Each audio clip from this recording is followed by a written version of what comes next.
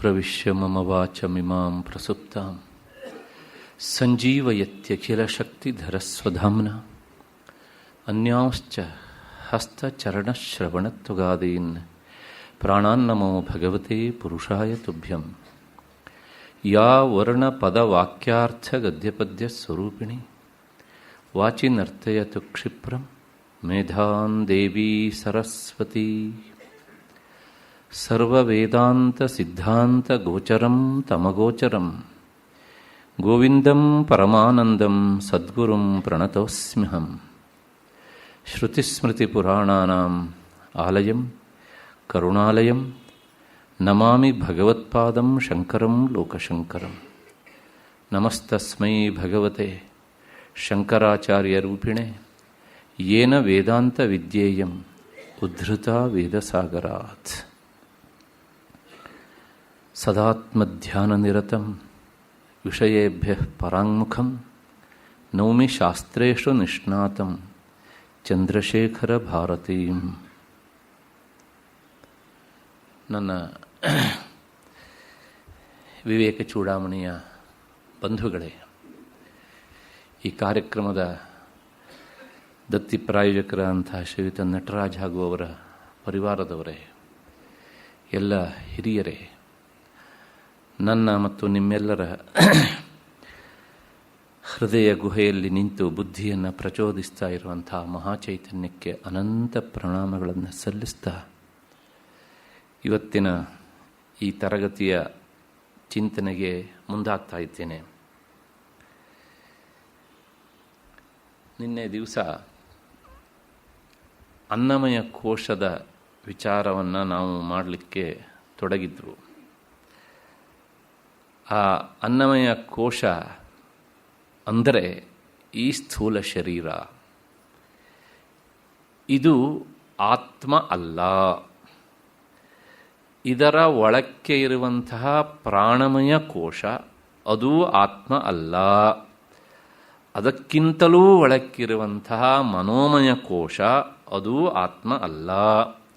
ಅದಕ್ಕಿಂತಲೂ ಒಳಕ್ಕೆ ಇರುವಂತಹ ವಿಜ್ಞಾನಮಯ ಕೋಶ, ಇಂಟಲೆಕ್ಚುಯಲ್ ಅಂತ ನಾವು ಏನು ಹೇಳ್ತೇವಲ್ಲ, ಅದೂ ಸಹ ಆತ್ಮ ಅಲ್ಲ. ಇನ್ನೂ ಒಳಕ್ಕೆ ಇರುವಂತಹ ಆನಂದಮಯ ಕೋಶ ಇದೆಯಲ್ಲ, ಅದೂ ಆತ್ಮ ಅಲ್ಲ. ಹೇಳಬೇಕಾದದ್ದು ಇದು. ಈಗ ಇದು ಅಲ್ಲ ಅಂತ ಆದಮೇಲೆ ಯಾಕೆ ಅಲ್ಲ ಅಂತ ಕಾರಣ ಕೊಡಬೇಕು. ಯಾಕೆ ಅಲ್ಲ ಅಂದರೆ, ಆತ್ಮ ಶುದ್ಧ, ಆತ್ಮ ಸರ್ವವ್ಯಾಪಿ, ಆತ್ಮ ನಿಷ್ಕ್ರಿಯ, ಆತ್ಮ ನಿರ್ಗುಣ. ಈ ನಾಲ್ಕು ಆತ್ಮನಿಗೆ ಸಂಬಂಧಪಟ್ಟ ಹಾಗೆ. ದೇಹ ಅಶುದ್ಧ, ದೇಹ ಅದು ಸಗುಣ, ದೇಹ ಕ್ರಿಯೆಯಿಂದ ಕೂಡಿದೆ. ಹೀಗೆ ಈ ಎಲ್ಲ ವಿರುದ್ಧವಾದ ಧರ್ಮಗಳನ್ನು ನಾವು ನೋಡ್ತೇವೆ. ಆದ್ದರಿಂದ ಇಂತಹ ಈ ಅಶುದ್ಧವಾದಂತಹ ದೇಹ ಆತ್ಮ ಆಗೋದಕ್ಕೆ ಸಾಧ್ಯ ಇದೆಯಾ ಅಂತ ಒಂದು ಪ್ರಶ್ನೆ.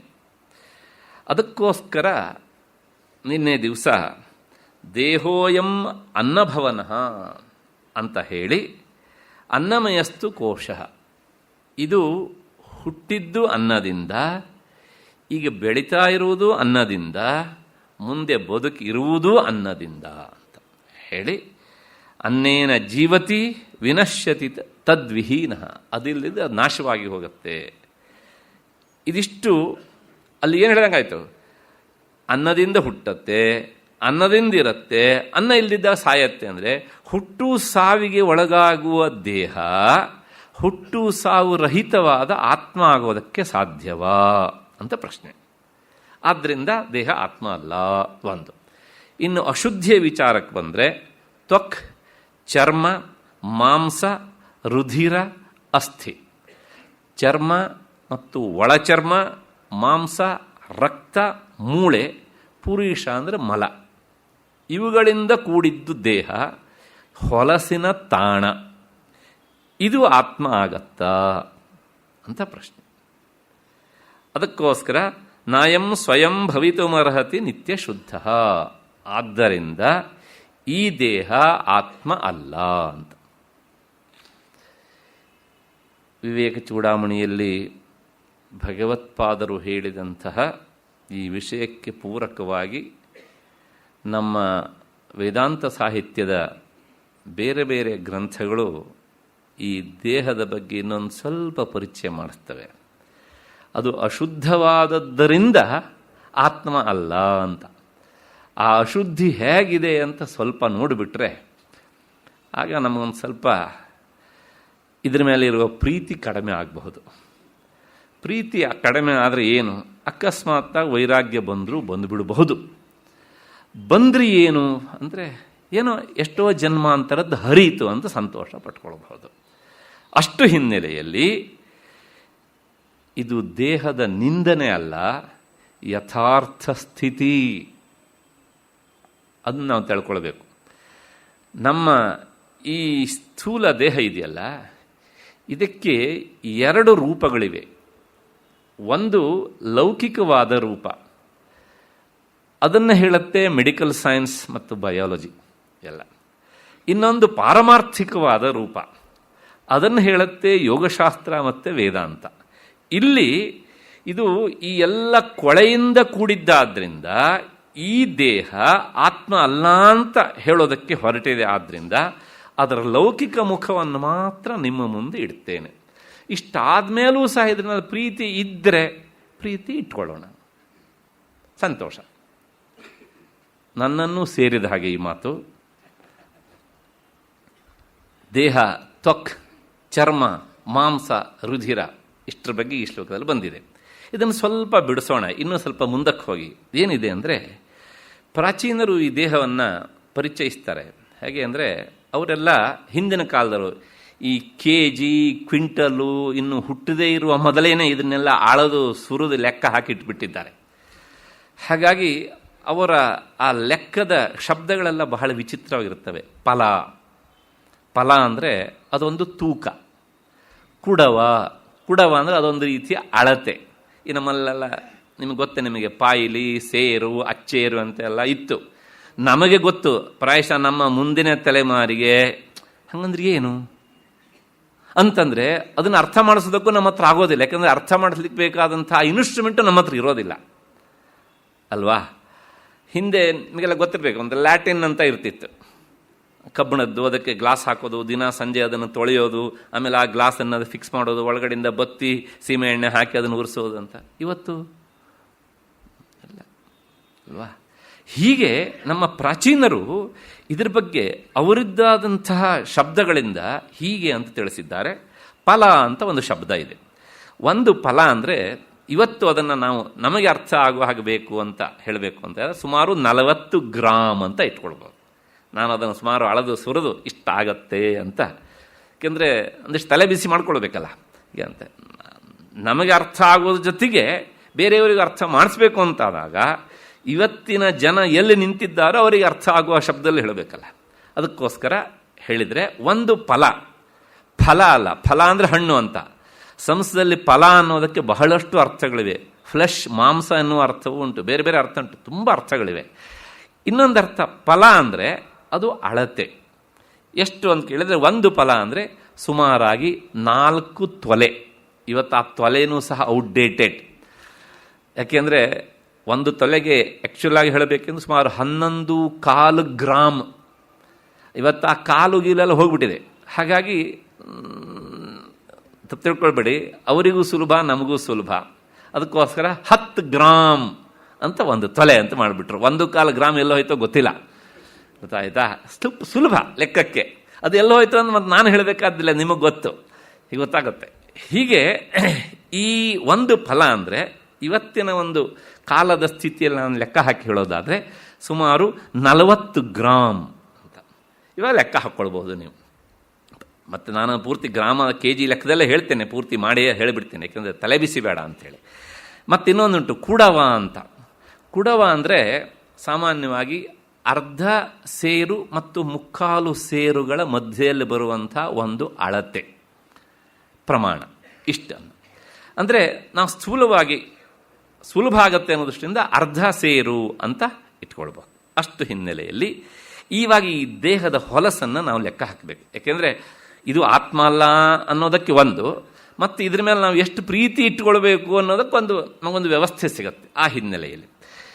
ಎಷ್ಟು ಈಗ ನಮಗೆಲ್ಲರಿಗೂ ಅತ್ಯಂತ ಇಷ್ಟವಾದದ್ದು ಕೂದಲು. ಒಬ್ಬ ಅಥವಾ ಒಂದು ಮನುಷ್ಯ ದೇಹದಲ್ಲಿ ಇರುವ ಕೂದಲುಗಳ ಸಂಖ್ಯೆ ಎಷ್ಟು ನೋಡಿ. ಪ್ರಾಯಶಃ ಮೆಡಿಕಲ್ ಸೈನ್ಸ್ ಇದನ್ನು ಲೆಕ್ಕ ಹಾಕೋಲ್ಲ. ನಮ್ಮವರು ಎಷ್ಟು ಸಾವಿರ ವರ್ಷಗಳ ಹಿಂದೆ ಈ ಲೆಕ್ಕ ಹಾಕಿದ್ದಾರೆ. 3.5 ಕೋಟಿ ಕೂದಲು ಇರುತ್ತೆ ಒಂದು ಮನುಷ್ಯನ ದೇಹದ ಮೇಲೆ, ಒಟ್ಟಾರೆ ಕಾಲಿಂದ ತಲೆವರೆಗೆ. ಮತ್ತೆ ಇಂಥಿಂಥ ಜಾಗದಲ್ಲಿ ಇಷ್ಟಿಷ್ಟು ಸ್ಥೂಲವಾಗಿರುತ್ತದೆ ಅಂತಲೂ ಹೇಳ್ತಾರೆ. ಮೆಡಿಕಲ್ ಸೈನ್ಸ್ ಇದ್ರ ಬಗ್ಗೆ ಏನು ಹೇಳ್ತೋ ನನಗೆ ಗೊತ್ತಿಲ್ಲ, ನಮಗದು ಬೇಕಾಗಿಯೂ ಇಲ್ಲ. 3.5 ಕೋಟಿ ಕೂದಲುಗಳು ಒಬ್ಬ ಮನುಷ್ಯನ ಶರೀರದಲ್ಲಿ. ಒಂದು ಸಣ್ಣ ಪ್ರಶ್ನೆ ಕೇಳ್ತೇನೆ, ತಲೆ ಮೇಲೆ ಇದ್ದಷ್ಟೊತ್ತು ತುಂಬ ಚಂದ, ಅದೇ ಕೂದಲು ಊಟ ಮಾಡುವಾಗ ಎಲೆಯಲ್ಲಿ ಬಿದ್ದರೆ ನಮ್ಮದೇ ಕೂದಲು ಏನಾಗ್ತದೆ ಅಂತ ಮತ್ತೆ ಪುನಃ ಎಲ್ಲರ ಅನುಭವ ಸಮಾನ ಅಲ್ವಾ? ಆಯಿತು. ಮತ್ತೆ 20 ಬೆರಳುಗಳು, 20 ಉಗುರುಗಳು. ಇದಾದರೂ ತುಂಬ ಒಳ್ಳೆಯದು ಅಂತ ಹೇಳೋಣವಾ? ಏನಾದ್ರು ಶೋಕೇಸಲ್ಲಿ ಇಟ್ಕೊಳ್ಳೋಣವಾ? ನಾನೇ ಬೆಳೆಸಿದ್ದೆ ಕಣ್ರಿ, ಒಂದು 6 ಇಂಚು ನೋಡಿ ಇಟ್ಟಿದ್ದೇನೆ ಶೋಕೇಸಲ್ಲಿ ಅಂತ. ಅಥವಾ ನಾನೇ ಬೆಳೆಸಿದ್ದೇನೆ ಅಂತ ಯಾರಿಗಾದ್ರು ಪ್ರೆಸೆಂಟೇಷನ್ ಕೊಡಲಿಕ್ಕೆ ಇಷ್ಟಪಡ್ತೇವಾ? ಕೊಟ್ಟು ಅಂತ ಇಟ್ಕೊಳ್ಳಿ, ತಗೊಳ್ತಾರ?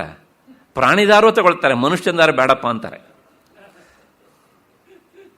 ಅಂದರೆ ಅದು ಹೊಲಸು ಅಂತ ಪ್ರತಿಯೊಬ್ಬರಿಗೂ ಗೊತ್ತು, ಹೌದು ತಾನೆ? ನೆಕ್ಸ್ಟ್, ಇನ್ನು ಹಲ್ಲುಗಳು 32 ಸಾಮಾನ್ಯವಾಗಿ, ಮತ್ತೆ ಉದುರಿಸಿದ್ದಿದ್ರೆ ಗೊತ್ತಿಲ್ಲ.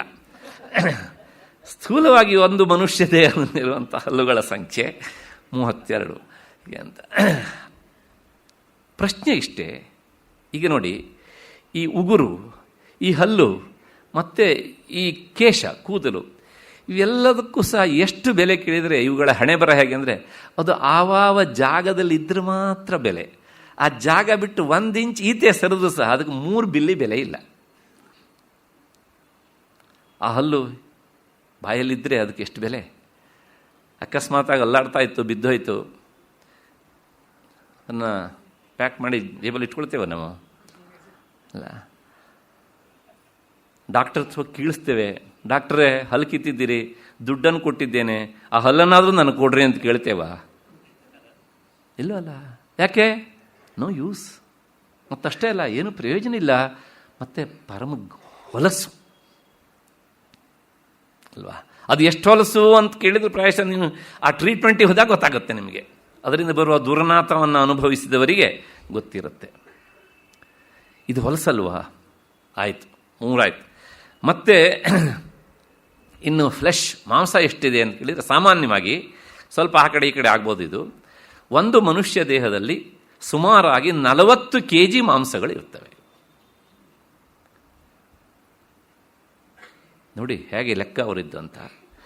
ಆಯಿತು, ಹಾಗಿದ್ರೆ ರಕ್ತ ಎಷ್ಟು ಅಂದರೆ ಸುಮಾರು 5 ರಿಂದ 6 ಲೀಟರಷ್ಟು ರಕ್ತ ಇರುತ್ತೆ. ಮಾಂಸ ಬಂತಲ್ಲ, ಈ ಹೊಲಸು ಮತ್ತು ಈ ರಕ್ತ, ಅದು ಸಹ ಬದುಕಲಿಕ್ಕೆ ಅನಿವಾರ್ಯ ಅನ್ನೋದನ್ನು ಬಿಟ್ಟರೆ ಅದು ಹೊಲಸು ಅನ್ನೋದಷ್ಟೇ ಸತ್ಯ. ನೆಕ್ಸ್ಟ್, ಅದಾದಮೇಲೆ ಸುಮಾರು 2 kgಯಷ್ಟು ಪಿತ್ತ. ಗೊತ್ತು, ಸಾಮಾನ್ಯವಾಗಿ ಕೆಲವು ಜನರಿಗೆ ಅದು ತಾನಿದ್ದೇನೆ ಅಂತ ಕೆಲಸ ಮಾಡ್ತಾ ಇರುತ್ತೆ ಒಳಗಿಂದ. ಹಾಗಾಗಿ ಅದು ಸಹ ಅಷ್ಟೇ ಹೊಲಸಾದದ್ದು, ಅದು ಈ ದೇಹದಲ್ಲಿದೆ. ಅದಾದ ಮೇಲೆ ಸುಮಾರು 1.5-2 kg ವ್ಯತ್ಯಾಸ ಆಗಬಹುದು. ಇಷ್ಟ ಕಡಿಮೆ ಇಲ್ಲದೆ ಇರುವಷ್ಟು ಇರುತ್ತೆ ಕಫ. ನೆಕ್ಸ್ಟ್, ಸುಮಾರು 1.5 kgಯಷ್ಟು ಫ್ಯಾಟ್. ಅದು ಜಾಸ್ತಿ ಆದರೆ ಏನು ಅಂತ ಗೊತ್ತಲ್ಲ, ಹೇಗೆ ಅಂತ. ಪುರುಷ ದೇಹಕ್ಕಿಂತ ಸ್ತ್ರೀ ಶರೀರದಲ್ಲಿ ಜಾಸ್ತಿ.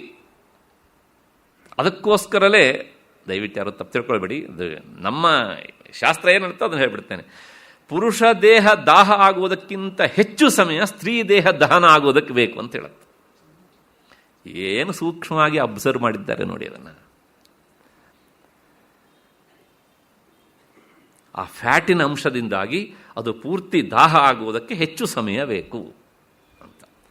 ನೆಕ್ಸ್ಟ್, ಮತ್ತೆ ಸುಮಾರು 7 kgಯಷ್ಟು ಮಜ್ಜ ಅಂದರೆ ಬೋನ್ ಮ್ಯಾರೋಸ್, ಎಲುಬಿನ ಒಳಗೆ ಇರುವಂತಹದ್ದು, ಕ್ಯಾಲ್ಶಿಯಂ ಸಂಬಂಧಪಟ್ಟಂತಹ ಅಂಶವನ್ನು ಒಳಗೊಂಡಂತಹದ್ದು. ಆಯಿತು, ಇದೆಲ್ಲವೂ ಸಹ ಹೊಲಸು ಅನ್ನೋದನ್ನು ನಾವು ಮರೆಯೋದಕ್ಕಾಗೋದಿಲ್ಲ. ಮತ್ತು ಇದರ ಜೊತೆಗೆ ಒಂದು ಮನುಷ್ಯ ದೇಹದಲ್ಲಿ ಒಟ್ಟು ಎಷ್ಟು ಮೂಳೆಗಳಿವೆ ಅಂತಂದರೆ ಅದನ್ನು ಲೆಕ್ಕ ಹಾಕಿಟ್ಬಿಟ್ಟಿದ್ದಾರೆ ಅವರು. ಹೆಚ್ಚಿಗೆ ಇಲ್ಲಪ್ಪ, ಹೊರಗಿನ ಈ ಕಾಲವನ್ನು ಲೆಕ್ಕ ಹಾಕ್ತಿಯಲ್ಲ, 1 ವರ್ಷಕ್ಕೆ 360 ದಿವಸ ಎನ್ನುವಂಥ ಒಂದು ಸಂಖ್ಯಾಕ್ರಮನೂ ಉಂಟು. ಹಾಗಾಗಿ ಆ ಒಂದೊಂದು ದಿವಸಕ್ಕೆ ಒಂದೊಂದು ಮೂಳೆ ಇಲ್ಲಿಟ್ಟಿದ್ದೇನೆ ಅಂತ. 360 ಮೂಳೆಗಳು ಒಂದು ಹ್ಯೂಮನ್ ಬಾಡಿಯಲ್ಲಿರುವಂತಹ ಸಂಖ್ಯೆ. ಎಷ್ಟು? ಇನ್ನದಾದಮೇಲೆ ರಕ್ತನಾಳಗಳು ಎಷ್ಟು? 72,000 ರಕ್ತನಾಳಗಳು. ಮತ್ತು ಪುರುಷ ದೇಹ ಆದರೆ ಸುಮಾರು 2 kgಯಷ್ಟು ಶುಕ್ರ ಅಂದರೆ ಸ್ಪರ್ಮ್, ರೇತಸ್. ಸ್ತ್ರೀ ದೇಹ ಆದರೆ ಸುಮಾರಾಗಿ ಇದರ ಮುಕ್ಕಾಲು ಭಾಗದಷ್ಟು ಅಥವಾ ಅದರ ಮುಕ್ಕಾಲು ಅರ್ಧ ಭಾಗದಷ್ಟು ಶೋಣಿತ ಸ್ತ್ರೀ ಶರೀರ ಆದರೆ, ಸುಮಾರು 1.5 kgಯಷ್ಟು ಸಲೈವ, ಜೊಲ್ಲು. ಮತ್ತು ಇನ್ನು ನಿರಂತರ ಉತ್ಪತ್ತಿ ಆಗ್ತಾ ಇರುವಂತಹ ಮಲ ಮತ್ತು ಮೂತ್ರಗಳನ್ನು ಹೇಳೋದಕ್ಕೆ ಆಗೋದಿಲ್ಲ ಅಂತ ಕೈ ಚೆಲ್ಲಿ ಬಿಡ್ತಾರೆ. ಇಷ್ಟು ಹೇಳಿ ಕೇಳ್ತಾರೆ, ಇದೆಲ್ಲವುದು ಹೊಲಸು ಹೌದೋ ಅಲ್ವೋ? ಅಲ್ಲ ಅಂತಾದರೆ ತುಂಬ ಪ್ರೀತಿಸ್ಕೊಳ್ಳಿ. ಅಂದರೆ ಇದನ್ನೆಲ್ಲವನ್ನೂ ಸಹ ಇಟ್ಟು ಹೊರಗಡೆಯಿಂದ ಚರ್ಮದ ಚೀಲವನ್ನು ಹೊದ್ದು ನಾವು ಏನು ಮಾಡಿದ್ದೇವೆ ಅಂತ ಕೇಳಿದರೆ, ಈ ಬೊಂಬೆಯನ್ನು ಈ ಪ್ರಪಂಚಕ್ಕೆ ಕಳಿಸಿದ್ದೇವೆ ನಡಿ ಅಂತ. ನಾವು ಅದನ್ನು ತುಂಬ ಪ್ರೀತಿಯಿಂದ ನೆಚ್ಚಿಕೊಂಡಿದ್ದೇವೆ. ಆದರೆ ಹಾಗೆ ನೆಚ್ಚಿಕೊಂಡಂತಹ ಅದು ಯಾವಾಗ ಕೈ ಕೊಡುತ್ತೋ ಗೊತ್ತಿಲ್ಲ. ನಾವು ಅದನ್ನು ಇಷ್ಟಪಡ್ತೇವೆ. ನಾವು ಅಂದರೆ ಈ ಜೀವಾತ್ಮ ಅದನ್ನು ಇಷ್ಟಪಡ್ತಾನೆ, ಆದರೆ ಆ ದೇಹ ಆ ಜೀವಾತ್ಮನನ್ನು ಸದಾಕಾಲ ಇಷ್ಟಪಡುತ್ತೆ ಅಂತ ವಿಶ್ವಾಸ ಇಲ್ಲ.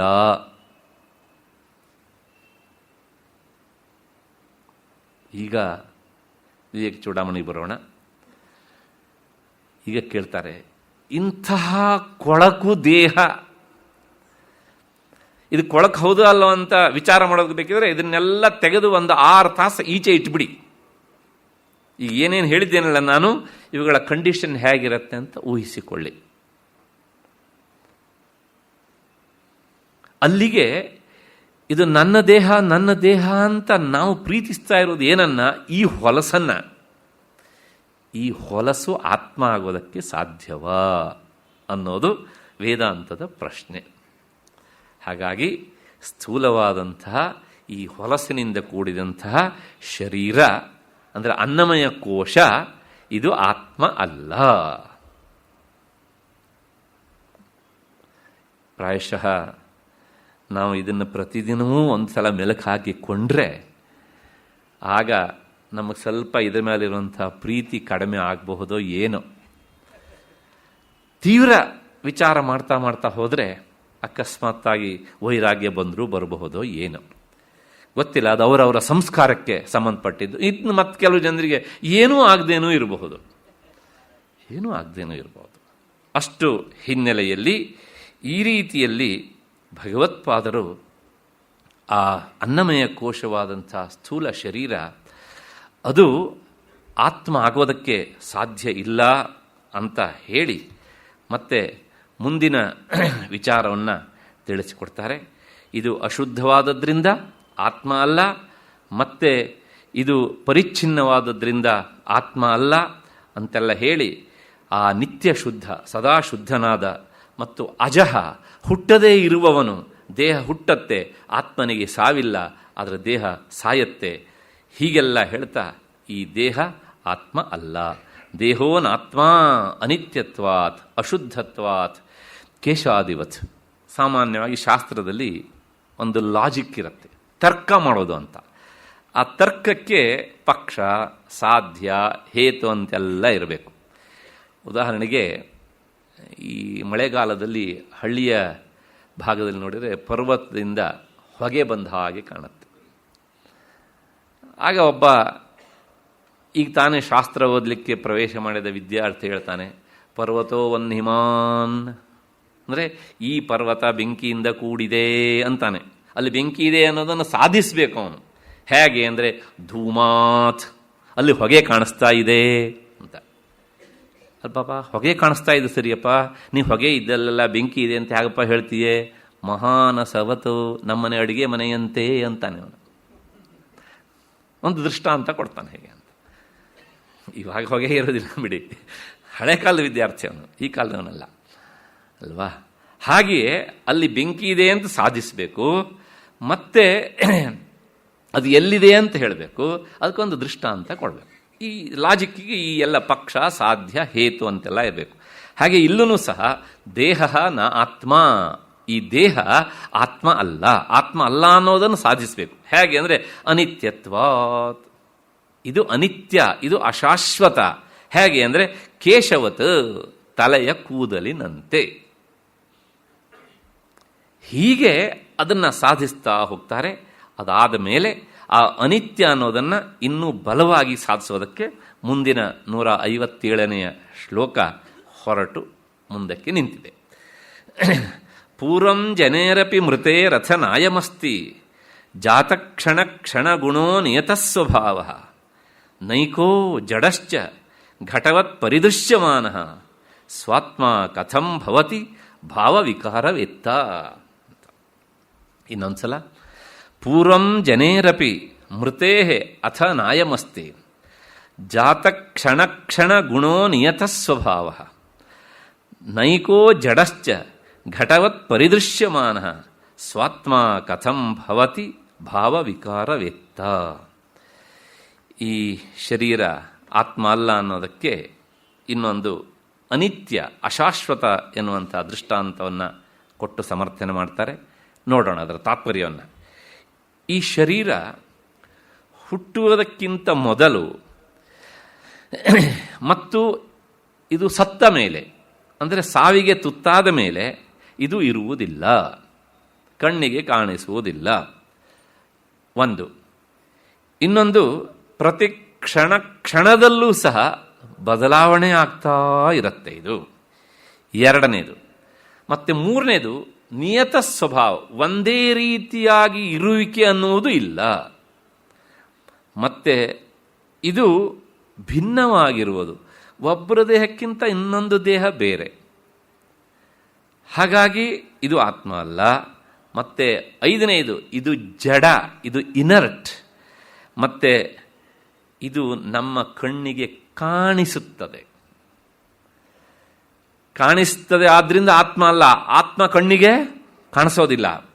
ನೆಕ್ಸ್ಟ್, ಈ ಸ್ಥೂಲ ಶರೀರ ಪದಾರ್ಥಗಳ ಪರಿಣಾಮವನ್ನು ನೋಡುತ್ತಿರುವಂತಹ ಆತ್ಮ ಆಗುವುದಾದರೂ ಹೇಗೆ? ಅಂದರೆ ನಮ್ಮ ಮುಂದುಗಡೆ ಇರುವಂತಹ ವಸ್ತುವನ್ನು ನೋಡ್ತಾ ಅದು ಬದಲಾವಣೆ ಆಗ್ತಾ ಇರುವಂತಹದ್ದನ್ನು ನೋಡುವ ಆತ್ಮ ಇದಕ್ಕಿಂತ ವ್ಯತಿರಿಕ್ತ, ಇದಕ್ಕಿಂತ ಬೇರೆ.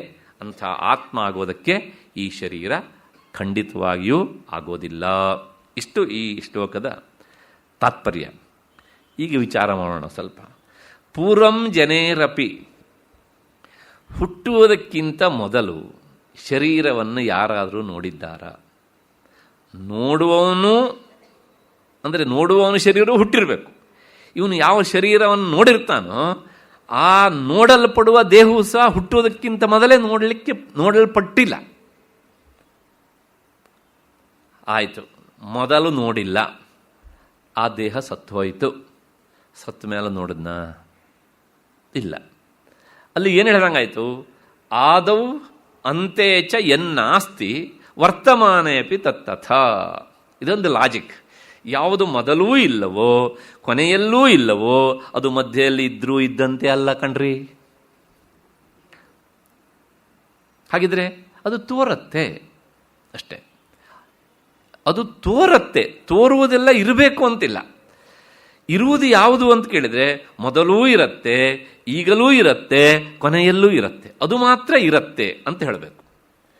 ಮೊದಲೂ ಇಲ್ಲ, ನಂತರವೂ ಇಲ್ಲ, ಮಧ್ಯೆಯಲ್ಲಿ ಮಾತ್ರ ಇದ್ದಂತೆ ತೋರುತ್ತೆ. ಆ ಅಂತೆ ಅಂತ ಬಂತು ಅಂದ್ರೇ ಸುಳ್ಳು ಅಂತ ಅರ್ಥ. ಆಯ್ತು. ಮತ್ತೆ ದೃಷ್ಟ ನಷ್ಟ ಸ್ವರೂಪ. ಅಲ್ಲ, ಪ್ರಪಂಚದಲ್ಲಿ ಕೆಲವು ಕಾಣುತ್ತಲ್ಲ ಅದ್ರ ಮಧ್ಯದಲ್ಲಿ, ಯಾವ್ಯಾವುದು ಮಧ್ಯದಲ್ಲಿ ಕಾಣುತ್ತೋ ಅದು ಎಲ್ಲವುದು ಸಹ ಸುಳ್ಳು ಅಂತಲೇ ಅರ್ಥ. ಆಕಾಶದಲ್ಲಿ ಪಕ್ ಅಂತ ಮಿಂಚು ಕಾಣುತ್ತೆ, ಮೊದಲು ಕಾಣಲಿಲ್ಲ, ನಂತರವೂ ಕಾಣಲಿಲ್ಲ, ಮಧ್ಯದಲ್ಲಿ ಮಾತ್ರ ಅದು ತೋರಿತು. ಇದನ್ನೇ ದೃಷ್ಟ ನಷ್ಟ ಸ್ವರೂಪ. ಕಣ್ಣಿಗೆ ಕಾಣುತ್ತೆ, ನಾಶವಾಗಿ ಹೋಗುತ್ತೆ. ಇಂಥದ್ರಿಂದ ಏನಾದರೂ ಪ್ರಯೋಜನ ಉಂಟೋ ಅಂತ ಕೇಳಿದರೆ ಏನೂ ಪ್ರಯೋಜನ ಇಲ್ಲ. ಹಾಗೆ ಈ ಶರೀರವೂ ಸಹ ದೃಷ್ಟ ನಷ್ಟ ಸ್ವರೂಪ. ಮತ್ತೆ ಇನ್ನೊಂದಂದರೆ ಇದರ ಸ್ವಭಾವ ಹೇಗೆ ಕೇಳಿದರೆ, ಕ್ಷಣೇ ಕ್ಷಣೇ ಅದು ನಾಶ ಆಗ್ತಾ ಇರುತ್ತೆ. ನಾಶ ಆಗ್ತಾರೆ ಅಂದರೆ ಹುಟ್ಟಿದ ತಕ್ಷಣ ಹೀಗೆ ಬೆಳವಣಿಗೆ ಪ್ರಾರಂಭ ಆಗುತ್ತೆ, ಹೀಗೆ ಬರುತ್ತೆ, ಮತ್ತೆ ಪುನಃ ಹೀಗೆ ಬಂದು ಕಾಣೆ ಆಗಿಬಿಡುತ್ತೆ. ದೇಹ ಉಪಚಯೆ ಮೊದಲು ಬೆಳೆಯುತ್ತೆ, ಆಮೇಲೆ ಶರೀರ ಶೀರ್ಯತೆ, ಎಲ್ಲ ಪಾರ್ಟ್ಸು ಸಹ ಸಡಿಲ್ ಆಗ್ತಾ ಆಗ್ತಾ ಬರ್ತವೆ, ಕೊನೆ ಒಂದು ದಿವಸ ಬಿದ್ದು ಹೋಗ್ಬಿಡುತ್ತೆ. ಈ ರೀತಿಯಾದ ವಿಕಾರಕ್ಕೆ ಒಳಗಾಗುವಂತಹ ಶರೀರ ಆತ್ಮ ಆಗುವುದಾದರೂ ಹೇಗೆ ಅಂತ ಪ್ರಶ್ನೆ. ಮತ್ತೆ ಹಾಗಿದ್ರೆ ಇದಕ್ಕೇನಾದ್ರು ಒಂದೇ ಆದ ರೂಪ ಉಂಟು ಅಂದರೆ ನಿಯತ ಸ್ವರೂಪ ಅದು ಇಲ್ಲ. ಉದಾಹರಣೆಗೆ ಒಂದು ಮನೆಯಲ್ಲಿ ನಮ್ಮ ಮಗು ಹುಟ್ಟಿತು. ನಮಗೆ ಆ ಮಗು ಹುಟ್ಟಿತು ಅಂತ ಸಂತೋಷ ಪಡಬೇಕಾದದ್ದೇ ಲೌಕಿಕ ದೃಷ್ಟಿಯಿಂದ. ಆ ಮಗು ಸುಮಾರು 1 ವರ್ಷ ಆಗುವಾಗ ನಮಗೆಲ್ಲರಿಗೂ ತುಂಬ ಅಚ್ಚುಮೆಚ್ಚಾಗತ್ತೆ. ಆಮೇಲೆ ಬೆಳೀತಾ ಬೆಳೀತಾ ಹೋದ ಹಾಗೆ ಸಾಕಷ್ಟು ಬದಲಾವಣೆ ಆಗುತ್ತೆ. ಅದೇ ಮಗು 40 ವರ್ಷ ಆದಮೇಲೆ ನಮಗೆ ಸಿಕ್ಕಿದರೆ ನಾವು ಹೇಳ್ತೇವೆ, ಏನಯ್ಯ ಅವನ ನೀನು ಒಳ್ಳೆ ಈ ಹೆಡ್ಲೈಟ್ ತೆಗೆದಿರೋ ಲಾರಿ ಮುಖದ ಥರ ಆಗಿಬಿಟ್ಟಿದೆಯಲ್ಲ ನಿಂದು ಅಂತ. ಈಗೆಲ್ಲ ಇಲ್ಲಿ ಬರುತ್ತೆ, ಈಗೆಲ್ಲ ಇಲ್ಲಿ ಬಂದ್ಬಿಡುತ್ತೆ, ಕಣ್ಣೆಲ್ಲ ಒಳಗೆ ಹೋಗ್ಬಿಡ್ತವೆ. ಅಷ್ಟು ಸುಂದರವಾಗಿದ್ದ ಅವತ್ತು, ಇವತ್ತು ಅವನು ಹಾಗಿಲ್ಲ ಅಂದರೆ ಆ ದೇಹ ಅಲ್ವಾ. ಅಂದರೆ ಅದಕ್ಕೆ ನಿಯತವಾದ ಒಂದು ಸ್ವರೂಪ ಇಲ್ಲ. ಅಂದರೆ ಒಂದೇ ರೂಪದಲ್ಲಿರುವಂಥ ಒಂದು ಸಾಮರ್ಥ್ಯ ದೇಹಕ್ಕೆ ಇಲ್ಲ. ದಿನದಿನವೂ ಕ್ಷಣ ಕ್ಷಣವೂ ಬದಲಾವಣೆ ಆಗುತ್ತೆ. ಅಲ್ಲ, ಹಾಗೆ ನಮಗೆ ಅನುಭವಕ್ಕೆ ಬರೋದಿಲ್ವಲ್ಲ. ಅದು ಹಾಗೇನೆ. ಯಾಕೆಂದರೆ ಸಂಸ್ಥೆಯಲ್ಲಿ ಒಂದು ನ್ಯಾಯ ಉಂಟು, ಶತಪತ್ರ ರಂಧ್ರನ್ಯಾಯ ಅಂತ. ನಾನು ಹಿಂದೆ ಹೇಳಿದ್ದೇನೆ ಪ್ರಾಯಶಃ ಇದನ್ನು. ಒಂದು 100 ಪೇಜನ್ನು ಇಟ್ಬಿಟ್ಟು ಪಂಚಿಂಗ್ ಮಷಿನ್ನಲ್ಲಿ ಅದನ್ನು ತೂತು ಮಾಡೋದು. ನಾವು ಪಂಚಿಂಗ್ ಮಷಿನಲ್ಲಿ ತೂತು ಮಾಡಿದಾಗ ಚಕ್ ಅಂತ ಒಂದೇ ಸಲ ತೂತಾಗ್ಬಿಡುತ್ತೆ ಅದು. ಆಗ ನಾವು ಹೇಳ್ತೇವೆ, ಅಲ್ರಿ ಎಷ್ಟು ಒಂದೇ ಸಲ ಆಗೋಯ್ತಿಲ್ರಿ ಅಂತ ವಿಚಾರ ಮಾಡಿ. ಎಷ್ಟು ಒಂದೇ ಸಲ ಆಗತ್ತಾ? ಒಂದೊಂದು ಪೇಜ್ ಆದಮೇಲೆ 2ನೇ ಪೇಜು, 2ನೇದಾದ್ಮೇಲೆ 3ನೇದು, 3ನೇದಾದ್ಮೇಲೆ 4ನೇದು. ಅದರ ವೇಗದ ಭರಾಟೆಯಲ್ಲಿ ನಮಗೆ ಅದನ್ನು ಎಣಿಸೋದಕ್ಕೆ ಆಗೋದಿಲ್ಲ. ನಾವು ಎಲ್ಲ ಒಂದೇ ಸಲ ಆಗೋಯ್ತು ಅಂತ ಹೇಳಿಬಿಡ್ತೇವೆ. ಹಾಗೇನೆ ದಿನದಿನವೂ ದೇಹದಲ್ಲಿ ವಿಕಾರ ಎನ್ನುವಂಥದ್ದು ಆಗ್ತಾನೇ ಇರುತ್ತೆ. ಆದರೆ ದಿನವೂ ಅವರ ಸಮೀಪದಿಂದ ನೋಡೋವರಿಗೆ ಆ ವಿಕಾರ ಗೊತ್ತಾಗೋದಿಲ್ಲ. 1-2 ವರ್ಷ ಬಿಟ್ಟು ನೋಡಿದಾಗ ಗೊತ್ತಾಗುತ್ತೆ, ಓಹೋ ಹಿಂದಿನ ಸಲ ಇವರು ಸಿಕ್ಕಿದಾಗ ತಲೆಯಲ್ಲಿ ಇಷ್ಟೊಂದು ಕಪ್ಪು ಕೂದಲುಗಳಿದ್ದು, ಈ ಸಲ ಸಿಕ್ಕಾಗ ಎಲ್ಲ ಬದಲಾವಣೆ ಆಗಿಬಿಟ್ಟಿವೆ ಅಂತ. ಮೊದಲು ಇದ್ವು, ಈಗ ಇಲ್ಲ, ಹೀಗೆ ಏನೇನೋ ಬದಲಾವಣೆಗಳು. ಹಾಗಾಗಿ ದೇಹಕ್ಕೆ ನಿಯತವಾದಂತಹ ಒಂದು ಸ್ವರೂಪ ಅನ್ನೋದು ಇಲ್ಲ. ಒಂದು ಹೋಗಲಿ, ಒಂದೇ ಜನ್ಮದಲ್ಲೂ ಇಲ್ಲ. ಬೇರೆ ಬೇರೆ ದೇಹ, ಈ ದೇಹ ಅದ್ರೊಳಗೆ ಸಮಾನವಾಗಿರುತ್ತೆ ಅಂದರೆ ಅದೂ ಸಹ ಇಲ್ಲ. ಇನ್ನೊಂದು ಉದಾಹರಣೆ ಹೇಳಬೇಕು ಅಂದರೆ, ಅದು ಘಟವತ್ ದೃಶ್ಯತೆ. ಯಾವುದು ಅದು ಮಡಕೆಯಂತೆ ಕಾಣುತ್ತೆ, ಆದ್ದರಿಂದ ಅದು ಆತ್ಮ ಅಲ್ಲ ಅಂತ. ಯಾವುದು ನಮ್ಮ ಕಣ್ಣಿಗೆ ಕಾಣತ್ತೋ, ಅಂದರೆ ನಮ್ಮಿಂದ ಯಾವುದು ನೋಡಲ್ಪಡತ್ತೋ, ನೋಡಲ್ಪಡುವುದು ಎಂದೂ ಆತ್ಮನಲ್ಲ. ನೋಡುವವನು ಆತ್ಮನೇ ಅಷ್ಟೇ ಹೊರತುನು ನೋಡಲ್ಪಡುವುದು ಆತ್ಮ ಅಲ್ಲ. ಹಾಗಿದ್ರೆ ಇಲ್ಲೊಂದು ಬಕೆಟ್ ಇದೆ, ಪಕ್ಕದಲ್ಲೊಂದು ಬಕೆಟ್ ಇದೆ. ಈ ಬಕೆಟನ್ನು ನೋಡ್ತಾ ಇದೆ ಅಂತ ಯಾರು ಹೇಳ್ತಾರ? ಯಾಕೆ? Both are inert.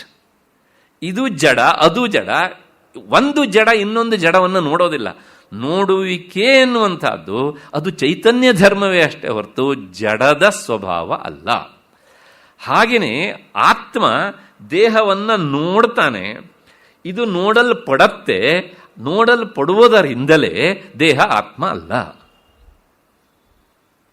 ನೋಡುವವನು ಆತ್ಮ, ನೋಡಲ್ಪಡುವುದು ಆತ್ಮ ಅಲ್ಲ. ಮತ್ತೆ ಏತಾದೃಶ ಭಾವವಿಕಾರವೇತ್ತ. ಮತ್ತೆ ಒಳಗಿನ ಆತ್ಮ ಈ ದೇಹ ಆಗೋದಕ್ಕೆ ಸಾಧ್ಯ ಇಲ್ಲ. ಯಾಕೆ ಕೇಳಿದರೆ, ಈ ದೇಹದಲ್ಲಿ ಆಗ್ತಾ ಇರುವಂಥ ಎಲ್ಲ ತರಹದ ಬದಲಾವಣೆಗಳನ್ನು ಆತ ನೋಡ್ತಾ ಇರ್ತಾನೆ. ಭಾವವಿಕಾರ ಅಸ್ತಿ, ಜಾಯತೆ, ವರ್ಧತೆ, ವಿಪರಿಣಮತೆ, ಅಪಕ್ಷೀಯತೆ, ನಶ್ಯತೆ. ಪ್ರತಿಯೊಂದು ವಸ್ತುವಿಗೂ 6 ತರಹದ ವಿಕಾರಗಳಿರ್ತವೆ. ಈ ದೇಹ ಹುಟ್ಟಿದಾಗ ನಮಗೆ ತಕ್ಷಣ ಗೊತ್ತಾಗೋದಿಲ್ಲ. ಯಾಕೆಂದರೆ ಆಗ ನೋಡುವ ಆತ್ಮನನ್ನು ಹಿಡಿದು ತೋರಿಸುವ ನಮ್ಮ ಬುದ್ಧಿಗೆ ಅಷ್ಟು ಶಕ್ತಿ ಇರೋದಿಲ್ಲ.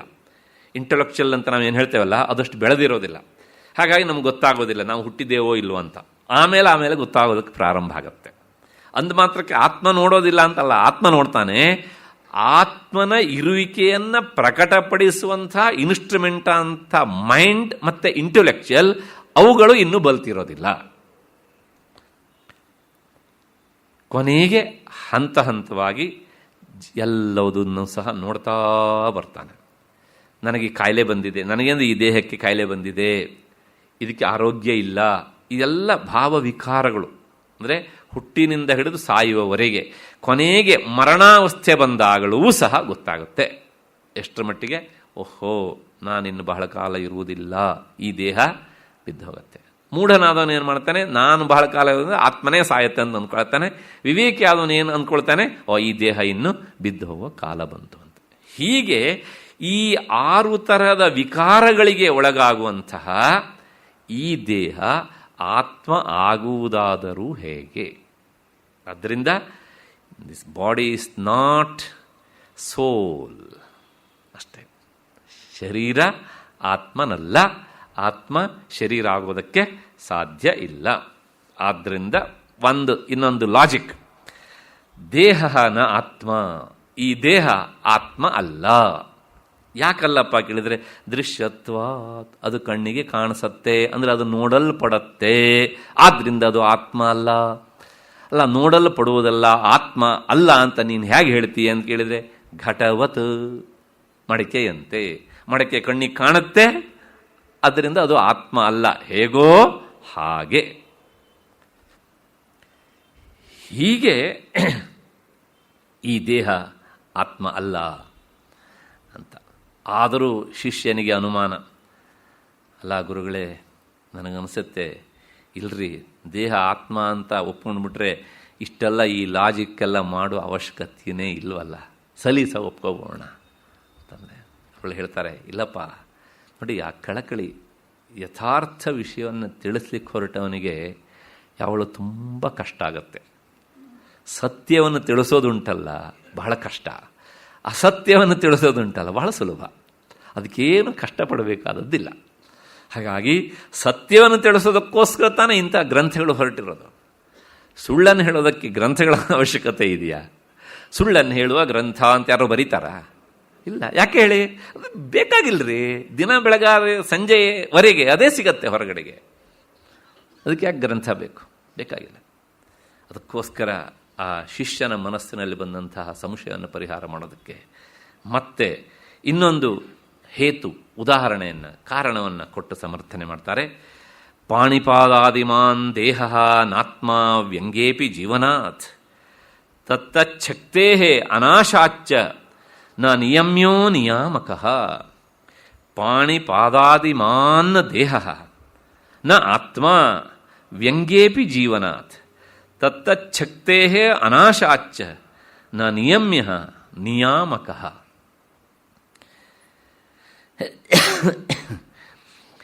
ಕೈ ಮತ್ತು ಕಾಲು ಮೊದಲಾದವುಗಳನ್ನು ಹೊಂದಿದಂತಹ ಈ ದೇಹ ಆತ್ಮ ಅಲ್ಲ. ಯಾವುದಾದರೂ ಒಂದು ಅಂಗ ನಾಶವಾದರೂ ಸಹ ಬದುಕಿರುವುದರಿಂದಲೂ ಅದರ ಶಕ್ತಿ ನಾಶ ಆಗದೇ ಇರುವುದರಿಂದಲೂ ದೇಹ ಆತ್ಮ ಆಗೋದಕ್ಕೆ ಸಾಧ್ಯ ಇಲ್ಲ. ಮತ್ತಷ್ಟೇ ಅಲ್ಲ, ಈ ಆತ್ಮ ನಿಯಮಿಸಲ್ಪಡುವವನಲ್ಲ, ಅವನು ನಿಯಾಮಕ. ಆದ್ದರಿಂದಲೂ ಸಹ ದೇಹ ಆತ್ಮ ಅಲ್ಲ. ಇಷ್ಟು ಈ ಶ್ಲೋಕದ ಶಬ್ದಶಃ ಅರ್ಥ. ದೇಹವೇ ಆತ್ಮ ಆಗುವಂತಿದ್ದರೆ ಅಂತ ಒಂದು ಪ್ರಶ್ನೆ ಹಾಕ್ಕೊಬಿಡೋಣ. ಆಗ ಏನಾಗಬೇಕಾಗಿತ್ತು ಅಂದರೆ, ಪಾಣಿಪಾದ ಅಧಿಮಾನ್ ದೇಹ, ಪಾಣಿ ಅಂದರೆ ಕೈ, ಪಾದ ಅಂದರೆ ಕಾಲು, ಇವುಗಳಿಂದ ಕೂಡಿದಂತಹ ದೇಹ ಆತ್ಮ ಆಗತ್ತೇ ಅಂತ ಹೇಳಿದರೆ ಆಗ ಒಂದು ಸಮಸ್ಯೆ. ಒಬ್ಬ ಇದ್ದಾನೆ, ಕೈಯೇ ಇಲ್ಲ ಅವನಿಗೆ, ಅಥವಾ ಕೈ ಇದೆ ಚೊಟ್ಟ, ಸಂಸ್ಕೃತದಲ್ಲಿ ಅಂಥವನನ್ನು ಕುಣಿಹಿ ಅಂತ ಕರೀತಾರೆ. ಕನ್ನಡದ ಕುಣಿ ಅಲ್ಲ, ಕುಣಿಹಿ. ಕುಣಿ ಅಂದರೆ ಕೈ ಇಲ್ಲದೆ ಇರುವವನು ಅಂತ ಅರ್ಥ. ಅದಕ್ಕೆ ಪಾದ ಇಲ್ಲದೆ ಇರುವವನು ಖಂಜಹ ಅಂತ. ಇಂಥವರೆಲ್ಲ ಬದುಕಿರ್ತಾರ ಇಲ್ವಾ? ದೇಹವೇ ಆತ್ಮ ಆದದ್ದಿದ್ರೆ ಅವರು ಹೇಗೆ ಬದುಕಿರೋದಕ್ಕೆ ಸಾಧ್ಯ? ಆ ದೇಹ ವಿಕಲ ಆದ ಕ್ಷಣದಲ್ಲಿಯೇ ಸತ್ತೋಗ್ಬೇಕಿತ್ತಲ್ವಾ? ಆದ್ದರಿಂದ ವ್ಯಂಗ್ಯೇಪಿ ಜೀವನಾತ್, ಅಂಗಾಂಗ ವಿಹೀನನಾದವರೂ ಸಹ ಬದುಕಿರ್ತಾರೆ. ಹಾಗೆ ಬದುಕಿರುವುದರಿಂದಲೇ ಗೊತ್ತಾಗತ್ತೆ ದೇಹ ಆತ್ಮ ಅಲ್ಲ. ಮತ್ತೆ ಅಕಸ್ಮಾತ್ತಾಗಿ ಒಬ್ಬನಿಗೆ ಕೈ ಇಲ್ಲ ರೀ, ಆರ್ಟಿಫಿಷಿಯಲ್ ಆದಂಥ ಕೈಯನ್ನು ಜೋಡಿಸ್ತೀರ ನೀವು. ತತ್ತಚ್ಛಕ್ತೇ ಅನಾಶಾಚ್ಯ, ಅದಕ್ಕೆ ಸಂಬಂಧಪಟ್ಟಂಥ ಶಕ್ತಿ ಅಲ್ಲಿ ಇರುತ್ತೆ. ಹಾಗಾಗಿ ಆ ಆರ್ಟಿಫಿಷಿಯಲ್ ಕೈಯಿಂದನೇ ಕೆಲಸ ಮಾಡ್ತಾನೆ ಅವನು. ಆ ಶಕ್ತಿ ನಾಶ ಆಗಲಿಲ್ಲ ಅಂತ ಆದರೆ ನೋಡಿ, ಆ ಪಾರ್ಟ್ ಇಲ್ಲ, ಆದರೆ ಶಕ್ತಿ ಇದೆ ಅಂದರೆ ಆ ಪಾರ್ಟೇ ಆತ್ಮ ಅಲ್ಲ. ನೀವು ಆರ್ಟಿಫಿಷಿಯಲ್ ಆದಂಥದ್ದನ್ನು ಜೋಡಿಸಿದಾಗ ಆ ಶಕ್ತಿ ಮೂಲಕ ಕೆಲಸ ಮಾಡ್ತಾನೆ. ಒಬ್ಬನಿಗೆ ಕಾಲಿಲ್ಲ, ಆರ್ಟಿಫಿಷಿಯಲ್ ಅಂತ ಕಾಲನ್ನು ಹಾಕ್ತಾರೆ, ಜೋಡಿಸ್ತಾರೆ, ಅದನ್ನು ನಡೆದಾಡ್ತಾನೆ ಅವನು. ಅಂದರೆ ಆ ಶಕ್ತಿ ಇದೆ ಅಂತಾಯಿತು ಅಲ್ಲಿಗೆ. ಆದ್ದರಿಂದ ತತ್ತಚ್ಛಕ್ತೇ ಅನಾಶಾಚ್ಯ, ಆ ಶಕ್ತಿ ಇರುವುದರಿಂದಲೂ, ಅಂಗಾಂಗ ಹೀನವಾದರೂ ಬದುಕಿರುವುದರಿಂದಲೂ ದೇಹ ಎನ್ನುವಂತಹದ್ದು ಆತ್ಮ ಅಲ್ಲ. ಇನ್ನು ಮೂರನೇದು, ನ ನಿಯಮ್ಯ ನಿಯಾಮಕ. ನೋಡಿ, ಪ್ರಪಂಚದಲ್ಲಿ ನಿಯಮ್ಯ ನಿಯಾಮಕ ಅಂತ ಈ ಎರಡು ಗುಂಪಿದೆ. ನಿಯಮಕ್ಕೆ ಒಳಗಾಗುವುದು ಅದು ನಿಯಮ್ಯ. ಯಾವುದು ಯಾವುದನ್ನು ನಿಯಮನಗೊಳಿಸತ್ತೋ ಅದು ನಿಯಾಮಕ. ಪ್ರಶ್ನೆ ಇಷ್ಟೇ, ಚೈತನ್ಯ ವಸ್ತು ಯಾವಾಗಲೂ ಸಹ ಅದು ನಿಯಮ್ಯ ಅಲ್ಲ, ಅದು ನಿಯಾಮಕ. ದೇಹ ಯಾವಾಗಲೂ ಸಹ ನಿಯಮ್ಯವೇ ಹೊರತನು, ಅದು ನಿಯಾಮಕ ಅಲ್ಲ. ಇದನ್ನೆಲ್ಲ ನಾವು ನಮ್ಮ ಜೀವಮಾನದಲ್ಲಿ ಒಂದ್ಸಲನೂ ವಿಚಾರಣೆ ಮಾಡೋದಿಲ್ಲ ಕಣ್ರಿ. ಈ ಉದಾಹರಣೆ, ನಾವು ಹೀಗೆ ಕೂತಿರ್ತೇವೆ, ಈ ಕಾಲನ್ನು ಇಲ್ಲಿದ್ದನ್ನು ಎತ್ತಿ ಈಚೆಲ್ಲಿ ಇಡ್ತೇವೆ. ಯಾಕೆ ಇಟ್ರಿ ಅಂದರೆ ಒಳಗಡೆಯಿಂದ ಯಾವುದೋ ಒಂದು ಏನು ಮಾಡ್ತಾ ಇದೆ, ನಿಯಾಮಕ ಶಕ್ತಿ ಕೆಲಸ ಮಾಡ್ತಾ ಇದೆ ಅಲ್ವಾ? ಹಾಗಾಗಿ ಆ ನಿಯಾಮಕ ಶಕ್ತಿ ಹೇಳಿದ ಹಾಗೆ ಈ ದೇಹ ಕೆಲಸ ಮಾಡುತ್ತೆ. ಅದು ಹೇಗೆ ಕೆಲಸ ಮಾಡುತ್ತೆ? ನಮ್ಮ ಬುದ್ಧಿ ವಿಚಾರ ಮಾಡುವುದರ ಒಳಗಾಗಿ ಅದು ಕೆಲಸ ಮಾಡಿಸಿ ಎಷ್ಟೋ ಹೊತ್ತಾಗಿಬಿಡುತ್ತೆ. ಹಾಗಾಗಿ ದೇಹ ಆ ಆತ್ಮವಸ್ತುವಿನ ನಿಯಮಕ್ಕೆ ಒಳಪಡತ್ತೆ, ಆದ್ದರಿಂದ ಅದು ಆತ್ಮವಲ್ಲ. ಯಾವುದು ನಿಯಮಕ್ಕೆ ಒಳಪಡುತ್ತೋ ಅದು ಆತ್ಮವಲ್ಲ. ಯಾವುದು ನಿಯಮನ ಮಾಡುತ್ತೋ ಅಂದರೆ ಕಂಟ್ರೋಲ್ ಮಾಡುತ್ತೋ, ತನ್ನ ಹದ್ದುಬಸ್ತಿನಲ್ಲಿ ಇರಿಸಿಕೊಳ್ಳುತ್ತೋ ಅದು ಆತ್ಮ. ಹೀಗೆ ನಿಯಮ್ಯ ನಿಯಾಮಕ ಭಾವದಿಂದಲೂ ದೇಹ ಆತ್ಮ ಆಗೋದಕ್ಕೆ ಸಾಧ್ಯ ಇಲ್ಲ. ಮತ್ತು ಅಂಗಾಂಗ ಊನ ಆಗಿದ್ರೂ ಆ ಶಕ್ತಿಯಲ್ಲಿ ಇರುತ್ತೆ. ಆದ್ದರಿಂದ ದೇಹವೇ ಅಥವಾ ಅಂಗಾಂಗವೇ ಆತ್ಮ ಅಲ್ಲ. ಆದ್ದರಿಂದ ಕೈ, ಕಾಲು ಮುಂತಾದ ಅವಯವಗಳಿಂದ ಕೂಡಿದಂತಹ ಈ ಸ್ಥೂಲ ಶರೀರ ಅಂದರೆ ಅನ್ನಮಯ ಕೋಶ, ಈ ಚೀಲ, ಇದು ಆತ್ಮ ಅಲ್ಲ. ಆಯಿತು. ಈಗ ಶಿಷ್ಯನಿಗೆ ಇನ್ನೂ ಏನೋ ಸಂಶಯ ಬಂದಿದೆ. ಆ ಸಂಶಯವನ್ನು ಮತ್ತೆ ಗುರುಳ ಹತ್ರ ಇಡ್ತಾನೆ.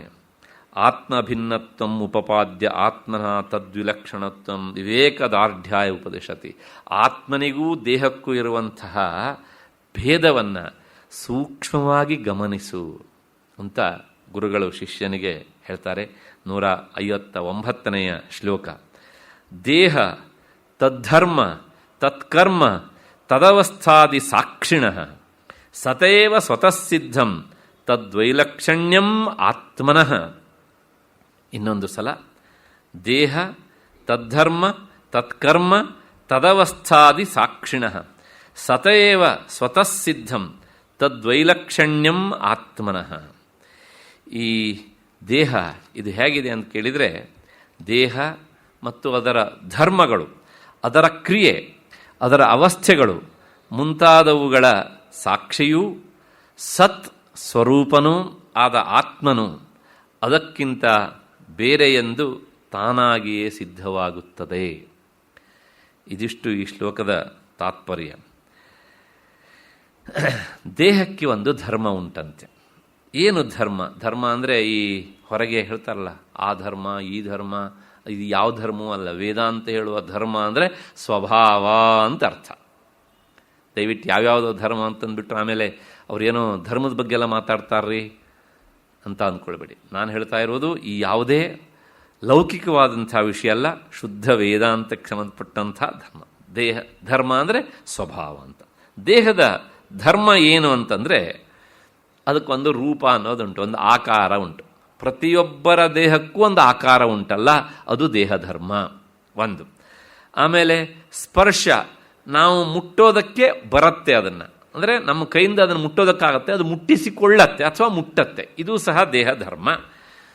ಮತ್ತು ಗಂಧ, ವಾಸನೆ ಇರುತ್ತೆ. ಮತ್ತು ನಾನು ಅದನ್ನು ಜಾಸ್ತಿ ಹೇಳಬೇಕಾದದ್ದಿಲ್ಲ. ಈ ಶಬ್ದ ಸ್ಪರ್ಶ ರೂಪ ರಸ ಗಂಧಗಳಲ್ಲಿ 3 ಸದಾ ಇರ್ತವೆ. ಇದು ದೇಹ ಧರ್ಮ. ಆತ್ಮನಿಗೆ ಧರ್ಮ ಉಂಟಾ? ಇಲ್ಲ. ಮತ್ತೆ ಮುಂದಿನದು ತತ್ಕರ್ಮಾಣಿ. ಈ ದೇಹ ಏನು ಮಾಡುತ್ತೆ ಅಂದರೆ ಅದು ತನಗಾಗಿರುವಂಥ ಕೆಲವು ಕೆಲಸಗಳನ್ನು ಮಾಡುತ್ತೆ. ಕರ್ಮ ಮಾಡುತ್ತೆ ಅಂದರೆ ಅದು ಕ್ರಿಯಾ ಉಳ್ಳದ್ದು ದೇಹ. ಆತ್ಮ ನಿಷ್ಕ್ರಿಯ, ಅವನು ಯಾವ ಕೆಲಸವನ್ನೂ ಮಾಡೋದಿಲ್ಲ. ಹಾಗಿದ್ರೆ ಈ ತತ್ಕರ್ಮ, ದೇಹದ ಕರ್ಮ ಯಾವುದು ಅಂತ ಕೇಳಿದರೆ ಹಿತಾಹಿತ ಪ್ರಾಪ್ತಿ ಪರಿಹಾರಾರ್ಥ ಕ್ರಿಯಾ. ತನಗೇನೋ ಒಂದು ಹಿತ ಆಗಬೇಕು ಅಂತಾದಾಗ ಅದಕ್ಕೆ ತಕ್ಕ ಹಾಗೆ ಈ ದೇಹ ಪ್ರತಿಕ್ರಿಯಿಸುತ್ತೆ. ತನಗೆ ಹಿತ ಅಲ್ಲ ಅಂತಾದಾಗ ಅದಕ್ಕೆ ತಕ್ಕ ಹಾಗೆ ಪ್ರತಿಕ್ರಿಯಿಸುತ್ತೆ. ಉದಾಹರಣೆಗೆ ಯಾರೋ ನಮ್ಮನ್ನು ಏನೋ ಸ್ವಲ್ಪ ಹಗುರವಾಗಿ ಮಾತನಾಡ್ತಾರೆ ಅಥವಾ ನಮ್ಮವ್ರ ಬಗ್ಗೆ ಹಗುರವಾಗಿ ಮಾತಾಡ್ತಾರೆ, ತಕ್ಷಣ ನಮ್ಮ ದೇಹ ಕೂತಿದ್ದು ಎದ್ದಿಂದ ಬಿಡುತ್ತೆ. ಏನಂದೆ ಅಲ್ವಾ? ಯಾವುದೋ ಇಷ್ಟವಾದ ವಿಷಯ ಕೇಳಿಸ್ಕೊಂಡಿತು ಈ ಶರೀರ, ತಕ್ಷಣ ಮಂದಹಾಸ ಬೀರ್ತಾ ಇರುತ್ತೆ. ಇದು ಈ ದೇಹದ ಕರ್ಮಗಳು. ಮತ್ತಷ್ಟೇ ಅಲ್ಲ, ಇನ್ನೂ ಇದರ ಕರ್ಮಗಳಿವೆ. ಈ ದೇಹದ ಕರ್ಮ ಕೊನೆಗೆ ಮಾತ್ರ ಕರ್ಮ ಅಲ್ಲ, ಇದು ಮೊದಲು ಸಾಕಷ್ಟು ಕರ್ಮ ಮಾಡುತ್ತೆ. ಏನೇನು ಕರ್ಮ ಮಾಡುತ್ತೆ ಅಂದರೆ ನೋಡಿ, ಗಮನಾದಯ, ಕೂತಲ್ಲಿಂದ ಎದ್ದು ಹೋಗುತ್ತೆ, ಹೋದದ್ದು ಬಂದು ಮತ್ತೆ ಕುಳಿತುಕೊಳ್ಳುತ್ತೆ. ಈ ಗಮನಾಗಮನವನ್ನು ಮಾಡುವುದು ಯಾವುದು? ಶರೀರ. ಮತ್ತು ಅದರ ಮುಂದುವರೆದ ಅವಸ್ಥೆ ಕೇಳಿದರೆ ಉಪವೇಶನ, ಕುಳಿತುಕೊಳ್ಳೋದು, ಸ್ಥಾನ, ಎದ್ದು ನಿಂತ್ಕೊಳ್ಳೋದು. ತುಂಬ ಹೊತ್ತು ಕುಳಿತ, ತುಂಬ ಹೊತ್ತು ನಿಂತ, ಎರಡೂ ಬೇಸರ ಆಯಿತು. ಮುಂದೇನದು ಶಯನಾದಯ, ಆಗ ಕೈಕಾಲು ಚಾಚಿದ, ಮನ್ಕೊಂಡ. ಅಲ್ಲ, ಕುಳಿತುಕೊಂಡೂ ಸಹ ಮನುಗುವ ಕ್ರಿಯೆಯನ್ನು ಬೇಕಷ್ಟು ಜನ ಮಾಡ್ತಾರೆ ಅಲ್ವಾ? ಹಾಗೇನೆ ಆ ಮನಗೋದಕ್ಕೆ ಏನಂತೆ, ಎಲ್ಲಿ ಅಂದ್ರೆ ಅಲ್ಲಿ ಹೀಗಂತ. ಅದಕ್ಕೇನು ಹಾಸಿಗೆಯೇ ಆಗಬೇಕು ಅಂತಿಲ್ಲ. ಒಟ್ಟಾರೆ ಈ ದೇಹ ಕುಳಿತಿರುತ್ತೆ, ನಿಂತಿರುತ್ತೆ, ಮತ್ತೆ ಮಲಗಿರುತ್ತೆ. ಆಯಿತು, ಇದು ಇದರ ಕರ್ಮ, ಕೆಲಸ ಮಾಡುತ್ತೆ. ಮತ್ತಿನ್ನೇನು ಮಾಡುತ್ತೆ ಕೇಳಿದರೆ ಸ್ಥೌಲ್ಯ, ಇದ್ದಕ್ಕಿದ್ದಾಗೆ ದಪ್ಪಾಗತ್ತೆ. ಅದು ಡಾಕ್ಟ್ರ್ ಕೇಳಿದರೆ ಹೇಳ್ತಾರೆ, ಏನೋ ನಿಮ್ಮ ಥೈರಾಯ್ಡ್ ಗ್ರಂಥಿ ಏನೋ ವ್ಯತ್ಯಾಸ ಆಗಿರಬೇಕು, ಏನಾದರೂ ಹೇಳಿ, ಒಟ್ಟಾರೆ ಏನಾಗುತ್ತೆ ಕೇಳಿದರೆ ಬೆಳೆಯತ್ತೆ. ಆಮೇಲೆ ಕೆಲವು ಸಲ ಏನಾಗುತ್ತೆ ಕೇಳಿದರೆ ಕೃಶಃ, ಅದು ಕೃಶವಾಗತ್ತೆ. ಅದು ಸಹ ಅದರ ಕರ್ಮ. ಈ ಎಲ್ಲ ವಿಕಾರಗಳು. ಹಾಗಾಗಿ ಇಂತಹ ಈ ರೀತಿಯಾದ ಕರ್ಮಕ್ಕೆ ಒಳಗಾಗುವ ಶರೀರ ಆತ್ಮ ಆಗಲಾರದು. ಆಯ್ತು.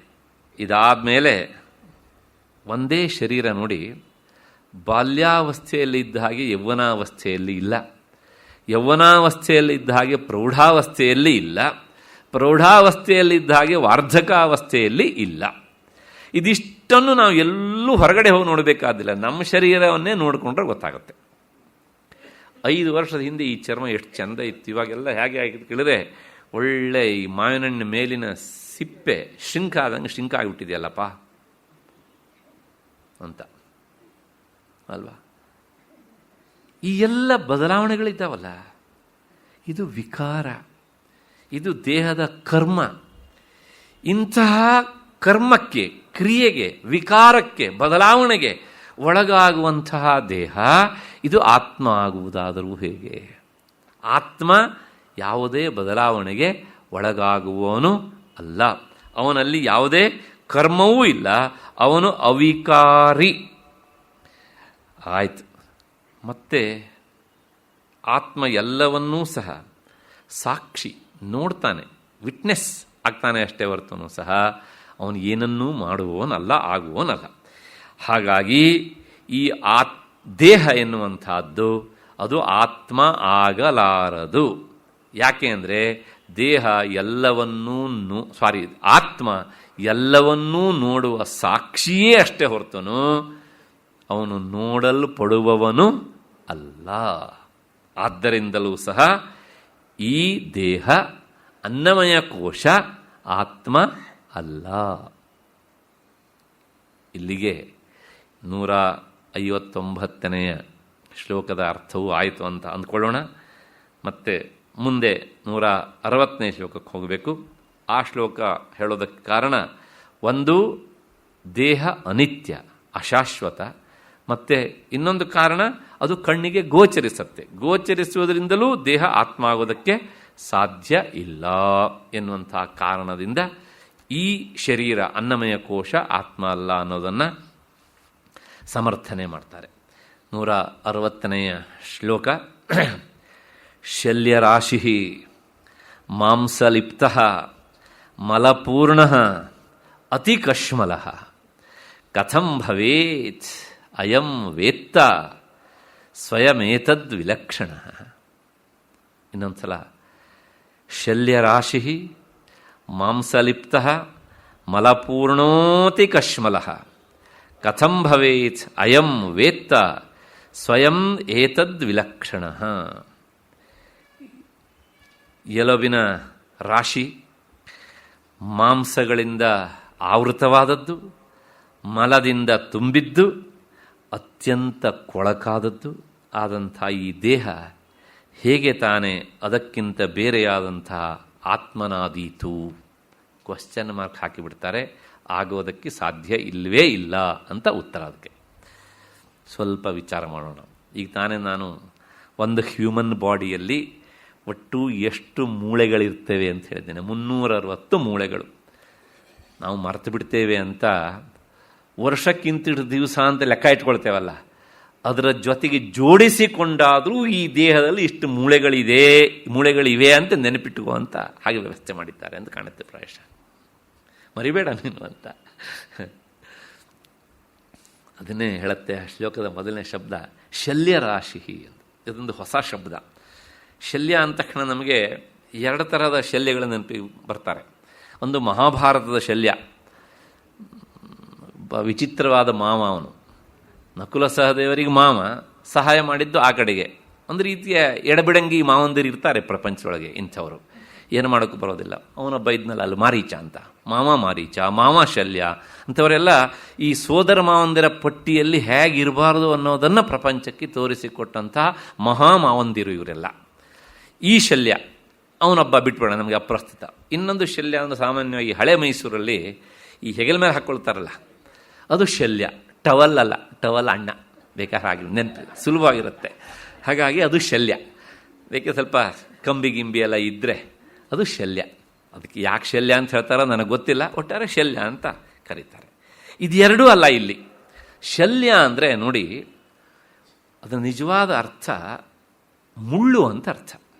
ಅದರ ಒರಿಜಿನಲ್ ಮೀನಿಂಗ್. ಪ್ರತಿಯೊಂದು ಮೂಳೆಯೂ ಸಹ ಮುಳ್ಳಿನಂತೆ ಇರುತ್ತೆ ಅಂತ. ಹಾಗಾಗಿ ಈ ದೇಹದಲ್ಲಿ ಈ ಮೂಳೆಗಳು ಎಷ್ಟಿವೆ ಕೇಳಿದರೆ ಅವ್ರು ಹೇಳ್ತಾರೆ ಶಲ್ಯ ರಾಶಿ. 360 ಸೇರಿಸಿಟ್ಟು ಒಂದು ರಾಶಿ ಆಗೋದಿಲ್ವಾ? ಹಾಗಾಗಿ ಮೂಳೆಗಳ ರಾಶಿ. ಯಾವುದೋ ಸಿನಿಮಾದಲ್ಲಿ ಭಕ್ತ ಕುಂಬಾರ ಅಂತ ಕಾಣುತ್ತೆ, ಮೂಳೆಯ ಮಾಂಸದ ತಡಿಕೆ ಎಲ್ಲ ಇಲ್ಲಿಂದನೇ ಹೋದಂತಹ ಶಬ್ದಗಳು. ಅವಾಗಲ್ಲೂ ಒಳ್ಳೊಳ್ಳೆ ಸಾಹಿತಿಗಳಿದ್ದರು, ಒಳ್ಳೊಳ್ಳೆ ಪದ್ಯವನ್ನು ರಚನೆ ಮಾಡ್ತಿದ್ರು. ವೇದಾಂತದ ಹಿನ್ನೆಲೆಯಲ್ಲೂ ಸಹ ಪದ್ಯ ರಚನೆ ಆಗ್ತಿತ್ತು. ಇವತ್ತಿನದು ಬಹಳ ದೂರ ಇವಕ್ಕೆ. ಮತ್ತೆ ಶಲ್ಯರಾಶಿ.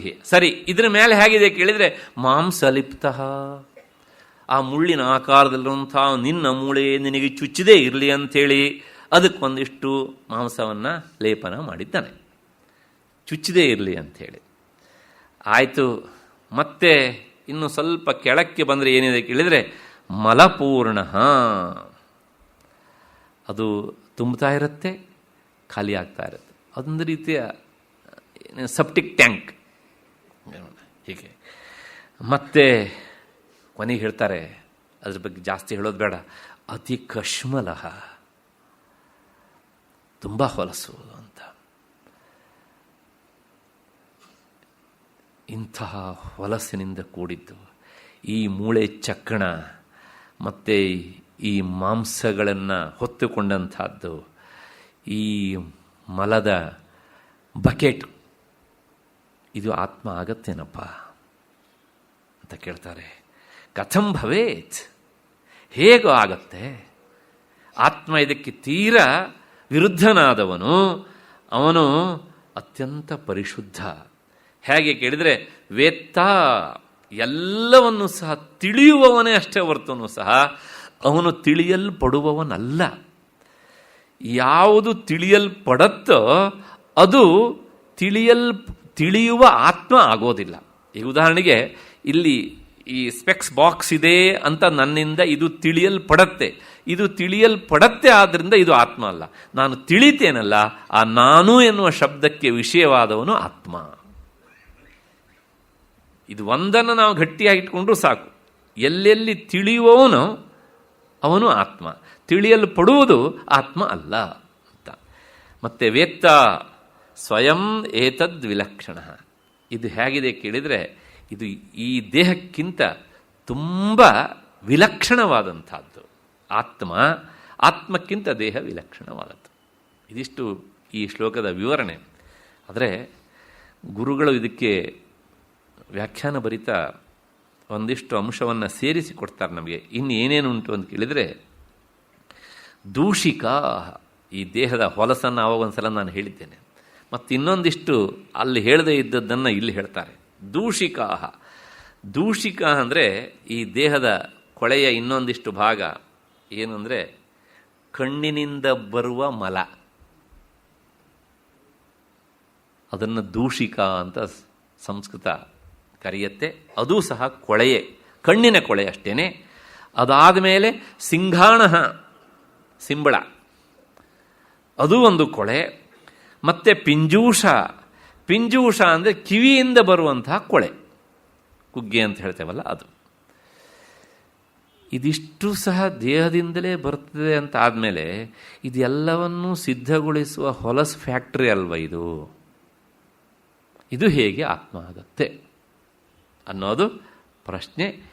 ಆದ್ದರಿಂದ ಎಲುಬು, ಮಾಂಸ, ಮತ್ತು ಈ ಕಣ್ಣಿನ ಕೊಳೆ, ಮತ್ತು ಮೂಗಿನ ಕೊಳೆ, ಕಿವಿಯ ಕೊಳೆ, ಈ ಎಲ್ಲ ಕೊಳೆ ಇದು ಆತ್ಮ ಆಗೋದಕ್ಕೆ ಸಾಧ್ಯವ? ಕಥಂ ಭವೇದ್ ಆತ್ಮ ಅಂತ ಪ್ರಶ್ನೆ ಕೇಳಿ, ಅದಾದ ಮೇಲೆ ಈ ರೀತಿಯಾದಂತಹ ವಿವೇಕ ಅಂದರೆ ಇದು ಆತ್ಮ ಅಲ್ಲ ಅಂತ ತಿಳ್ಕೊಂಡವನಿಗೆ ಏನಾಗತ್ತೆ? ಇದೇ ಆತ್ಮ ಅಂತ ಯಾರು ತಿಳ್ಕೊಳ್ತಾರೆ? ಇಷ್ಟೆಲ್ಲ ಹೇಳಿ ಆದ್ಮೇಲೂ ಸಹ ಕೆಲವು ಜನ ತುಂಬ ಪ್ರೀತಿಯೇ ಇಷ್ಟು ಒಳ್ಳೆಯ ಶರೀರ ಕಣ್ರಿ, ಇದು ಆತ್ಮ ಆಗದೆ ಇರುತ್ತಾ? ಅವರೇನೋ ಹೇಳ್ತಾರೆ, ಗೋಖಲೆ ಅವರು ವ್ಯವಸ್ಥೆ ಮಾಡ್ತಾರೆ, ಅವ್ರು ಬಂದುಬಿಟ್ಟು ಹೇಳ್ತಾರೆ ಸುಮ್ಮನೆ ಕಣ್ರಿ ಬುದ್ಧಿ ಇಲ್ಲ. ಯಾಕೆಂದರೆ ಇಷ್ಟು ದಿವಸದಿಂದ ಇದನ್ನು ಪ್ರೀತಿಸಿದ್ದಕ್ಕೆ ನಾವು ಏನಾದ್ರು ಬೆಲೆ ಕಟ್ಟಬೇಕು ಅಂದರೆ ಏನು ಹೇಳಬೇಕು, ಮಂದ ಪ್ರೀತಿಯನ್ನು ಮುಂದುವರಿಸಬೇಕು. ಅಲ್ವಾ ಹೀಗೆ ಅಂತ. ಅದಕ್ಕೋಸ್ಕರ ಈ ರೀತಿಯಾದಂತಹ ವಿವೇಕಕ್ಕೆ ಏನು ಫಲ, ವಿಚಾರಕ್ಕೆ ಏನು ಫಲ ಅಂದರೆ ಮುಂದಿನ 161ನೇ ಶ್ಲೋಕ ಹೇಳುತ್ತೆ, ತ್ವಂಗಮಾಂಸ ಮೇಧೋ ಅಸ್ಥಿ ಪುರೀಷ ರಾಶೌ ಅಹಮ್ಮತಿ ಮೂಢಜನ ಕರೋತಿ ವಿಲಕ್ಷಣಂ ವೇತ್ತಿ ವಿಚಾರಶೀಲ ನಿಜಸ್ವರೂಪಂ ಪರಮಾರ್ಥಭೂತಂ. ಇನ್ನೊಂದು ಸಲ, ತ್ವಂಗ್ಮಾಂಸ ಮೇಧೋಸ್ಥಿ ಪುರೀಷ ರಾಶೌ ಅಹಂ ಮತಿಂ ಮೂಢಜನ ಕರೋತಿ ವಿಲಕ್ಷಣಂ ವೇತ್ತಿ ವಿಚಾರಶೀಲ ನಿಜಸ್ವರೂಪಂ ಪರಮಾರ್ಥಭೂತಂ.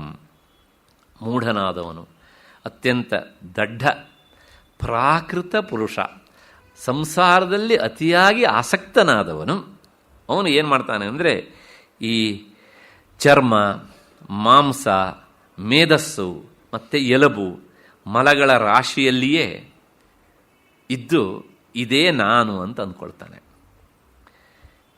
ಮತ್ತು ಇದಕ್ಕಿಂತ ಬೇರೆಯಾದದ್ದು ತನ್ನ ಸ್ವರೂಪ ಅಂತ ವಿಚಾರವಂತನಾದಂಥ ವಿವೇಕಿ ತಿಳಿದುಕೊಳ್ತಾನೆ. ಇದಿಷ್ಟೇ ವ್ಯತ್ಯಾಸ. ತ್ವಂಗ್ಮಾಂಸ, ಈಗ ಈ ಶ್ಲೋಕದಲ್ಲಿ ಬಂದಂತಹ ಬಹಳಷ್ಟು ಶಬ್ದಗಳು ಹಿಂದಿನ ಶ್ಲೋಕಗಳಲ್ಲಿ ಬಂದಿವೆ, ಹಾಗಾಗಿ ನಾನು ಜಾಸ್ತಿ ಹೇಳಲಿಕ್ಕೆ ಹೋಗೋದಿಲ್ಲ ಅದನ್ನು. ತ್ವಕ್ ಚರ್ಮ, ಮಾಂಸ ಮತ್ತು ಮೇಧಸ್ಸು ಅಂದರೆ ಹೇಳಿದ್ನಲ್ಲ ಅದೇ ಮ್ಯಾರೋಸ್, ಅದು ಮತ್ತು ಪುರುಷ ಮಲ, ಇವುಗಳ ರಾಶಿಯನ್ನೇ ಒಬ್ಬ ದಡ್ಡನಾದವನು ಆತ್ಮ ಅಂತ ತಿಳಿತಾನೆ. ಅವನು ಮೂಢಜನ. ಹೇಗೆ ಅಂತ ಕೇಳಿದರೆ ತಪ್ಪು ತಿಳ್ಕೊಳ್ಬೇಡಿ, ಈ ಮಲದ ಮಧ್ಯೆಯಲ್ಲಿರುವಂತಹ ಕ್ರಿಮಿ ಅದು ಏನು ಅಂದ್ಕೊಳ್ಳುತ್ತೆ, ಸುಮ್ಮನೆ ಒಂದು ಕ್ಷಣಕಾಲ ವಿಚಾರ ಮಾಡಿ. ನಾನು ಅತ್ಯಂತ ಒಳ್ಳೆಯ ವಸ್ತುವಿನಲ್ಲಿ ಇದ್ದೇನೆ ಅಂತ ಅಂದ್ಕೊಳ್ಳೋದಿಲ್ವಾ? ಹೌದು ತಾನೆ? ಹಾಗೆಯೇ ಈ ಮೂಢನಾದಂಥವನು, ಅವಿವೇಕಿಯಾದವನು ಈ ಹೊಲಸಿನ ತಾಣವಾದ ದೇಹವನ್ನೇ ಆತ್ಮ ಅಂತ ಅಂದ್ಕೊಳ್ತಾನೆ. ಆದರೆ ವಿಲಕ್ಷಣಂ ವೇತ್ತಿ ವಿಚಾರಶೀಲ, ಎಲ್ಲೋ ಕೋಟಿಗೆ ಒಬ್ಬ, 1000ಕ್ಕೊಬ್ಬ ಅಲ್ಲ, 1,00,000ಕ್ಕೊಬ್ಬ ಅಲ್ಲ, 10 ಲಕ್ಷಕ್ಕೊಬ್ಬ ಅಲ್ಲ. ಅಲ್ಲ, ಯಾಕ್ರಿ ಹಂಗೆ ಹೇಳ್ತೀರಿ ಅಂದರೆ ಗೀತೆಯಲ್ಲಿ ಭಗವಂತನ ಈ ಮಾತನ್ನು ಹೇಳಿದ್ದಾನಲ್ಲ, ಮನುಷ್ಯಾಣಾಂ ಸಹಸ್ರೇಷು ಕಶ್ಚಿನ್ಮಾಂ ವೇತ್ತಿ ತತ್ವತಃ. ಬಹಳಷ್ಟು ಜನ ಹೋಗ್ತಾರೆ ವೇದಾಂತ ಉಪನ್ಯಾಸ ಕೇಳೋದಕ್ಕೆ, ಮತ್ತು ಅದನ್ನು ಕೇಳ್ತಾರೆ, ಎಲ್ಲವೂ ಹೌದು. ಆದರೆ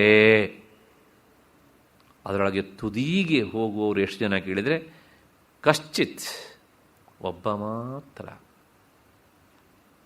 ಯಾಕೆಂದರೆ ಮುಂದಕ್ಕೆ ಹೋದ ಹಾಗೆ ಇಲ್ಲಿ ಮೆದುಳನ್ನು ಮಸೆಯುವ ಕೆಲಸವನ್ನು ಹೆಚ್ಚೆಚ್ಚು ಮಾಡಬೇಕಾಗತ್ತೆ. ಅದು ಬಹಳಷ್ಟು ಜನರಿಗೆ ಆಗೋದಿಲ್ಲ. ಆದ್ದರಿಂದ ಅದೊಂಥರ ವಿಷಪ್ರಾಯ ಆಗಿಬಿಡುತ್ತೆ. ಚಿಂತನೆ ಅಂದ್ರೇ ಕೆಲವು ಜನರಿಗೆ ಆಗೋದಿಲ್ಲ, ವಿಚಾರ ಮಾಡಿ ಅಂದರೆ ಆಗೋದಿಲ್ಲ, ತಾಳ ತಟ್ಟಿ ಅಂದರೆ ಆಗತ್ತೆ, ಸುಲಭ ನೋಡಿ ಅದು ಅಂತ. ಆದ್ದರಿಂದ ವಿಲಕ್ಷಣಂ ವೇತ್ತಿ ವಿಚಾರಶೀಲ.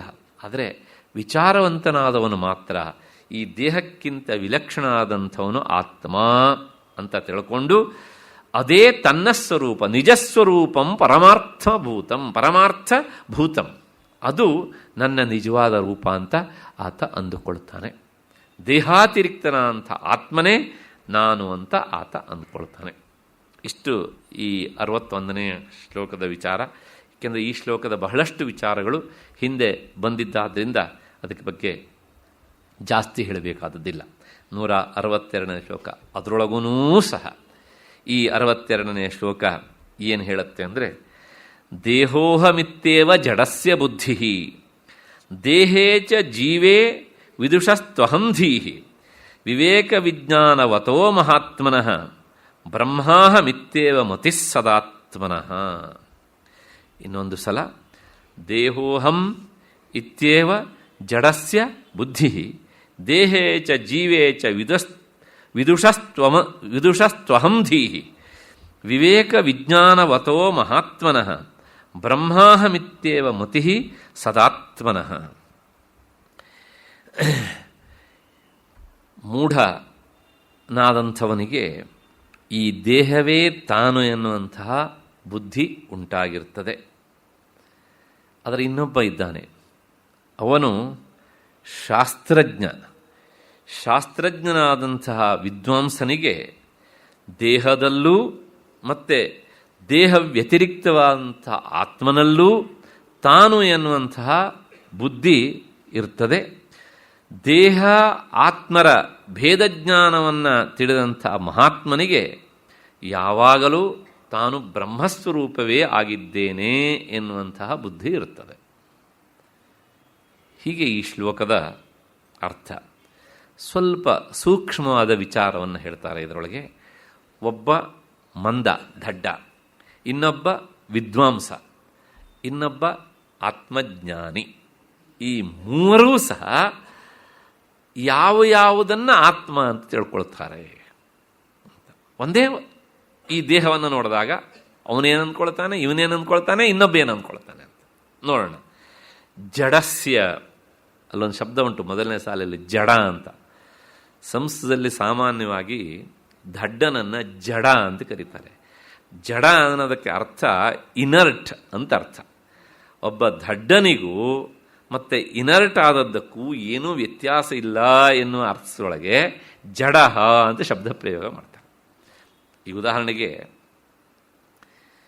ಇಲ್ಲೆಲ್ಲೋ ದಾರಿಯಲ್ಲಿ ಒಂದು ವಸ್ತು ಬಿದ್ದುಬಿಟ್ಟಿದೆ, ಈ ಬಾಕ್ಸ್ ಬಿದ್ದಿದೆ ಅಂತ ಇಟ್ಕೊಳ್ಳಿ. ಯಾರೋ ದೊಡ್ಡ ಜನ ಬರ್ತಾರೆ. ಬರುವಾಗ ಅವ್ರು ಬರ್ತಿದ್ದಾರೆ, ನಾನು ದಾರಿ ಬಿಡಬೇಕು ಅಂತ ಗೊತ್ತಾಗುತ್ತೆ ಅದಕ್ಕೆ ಇಲ್ಲ.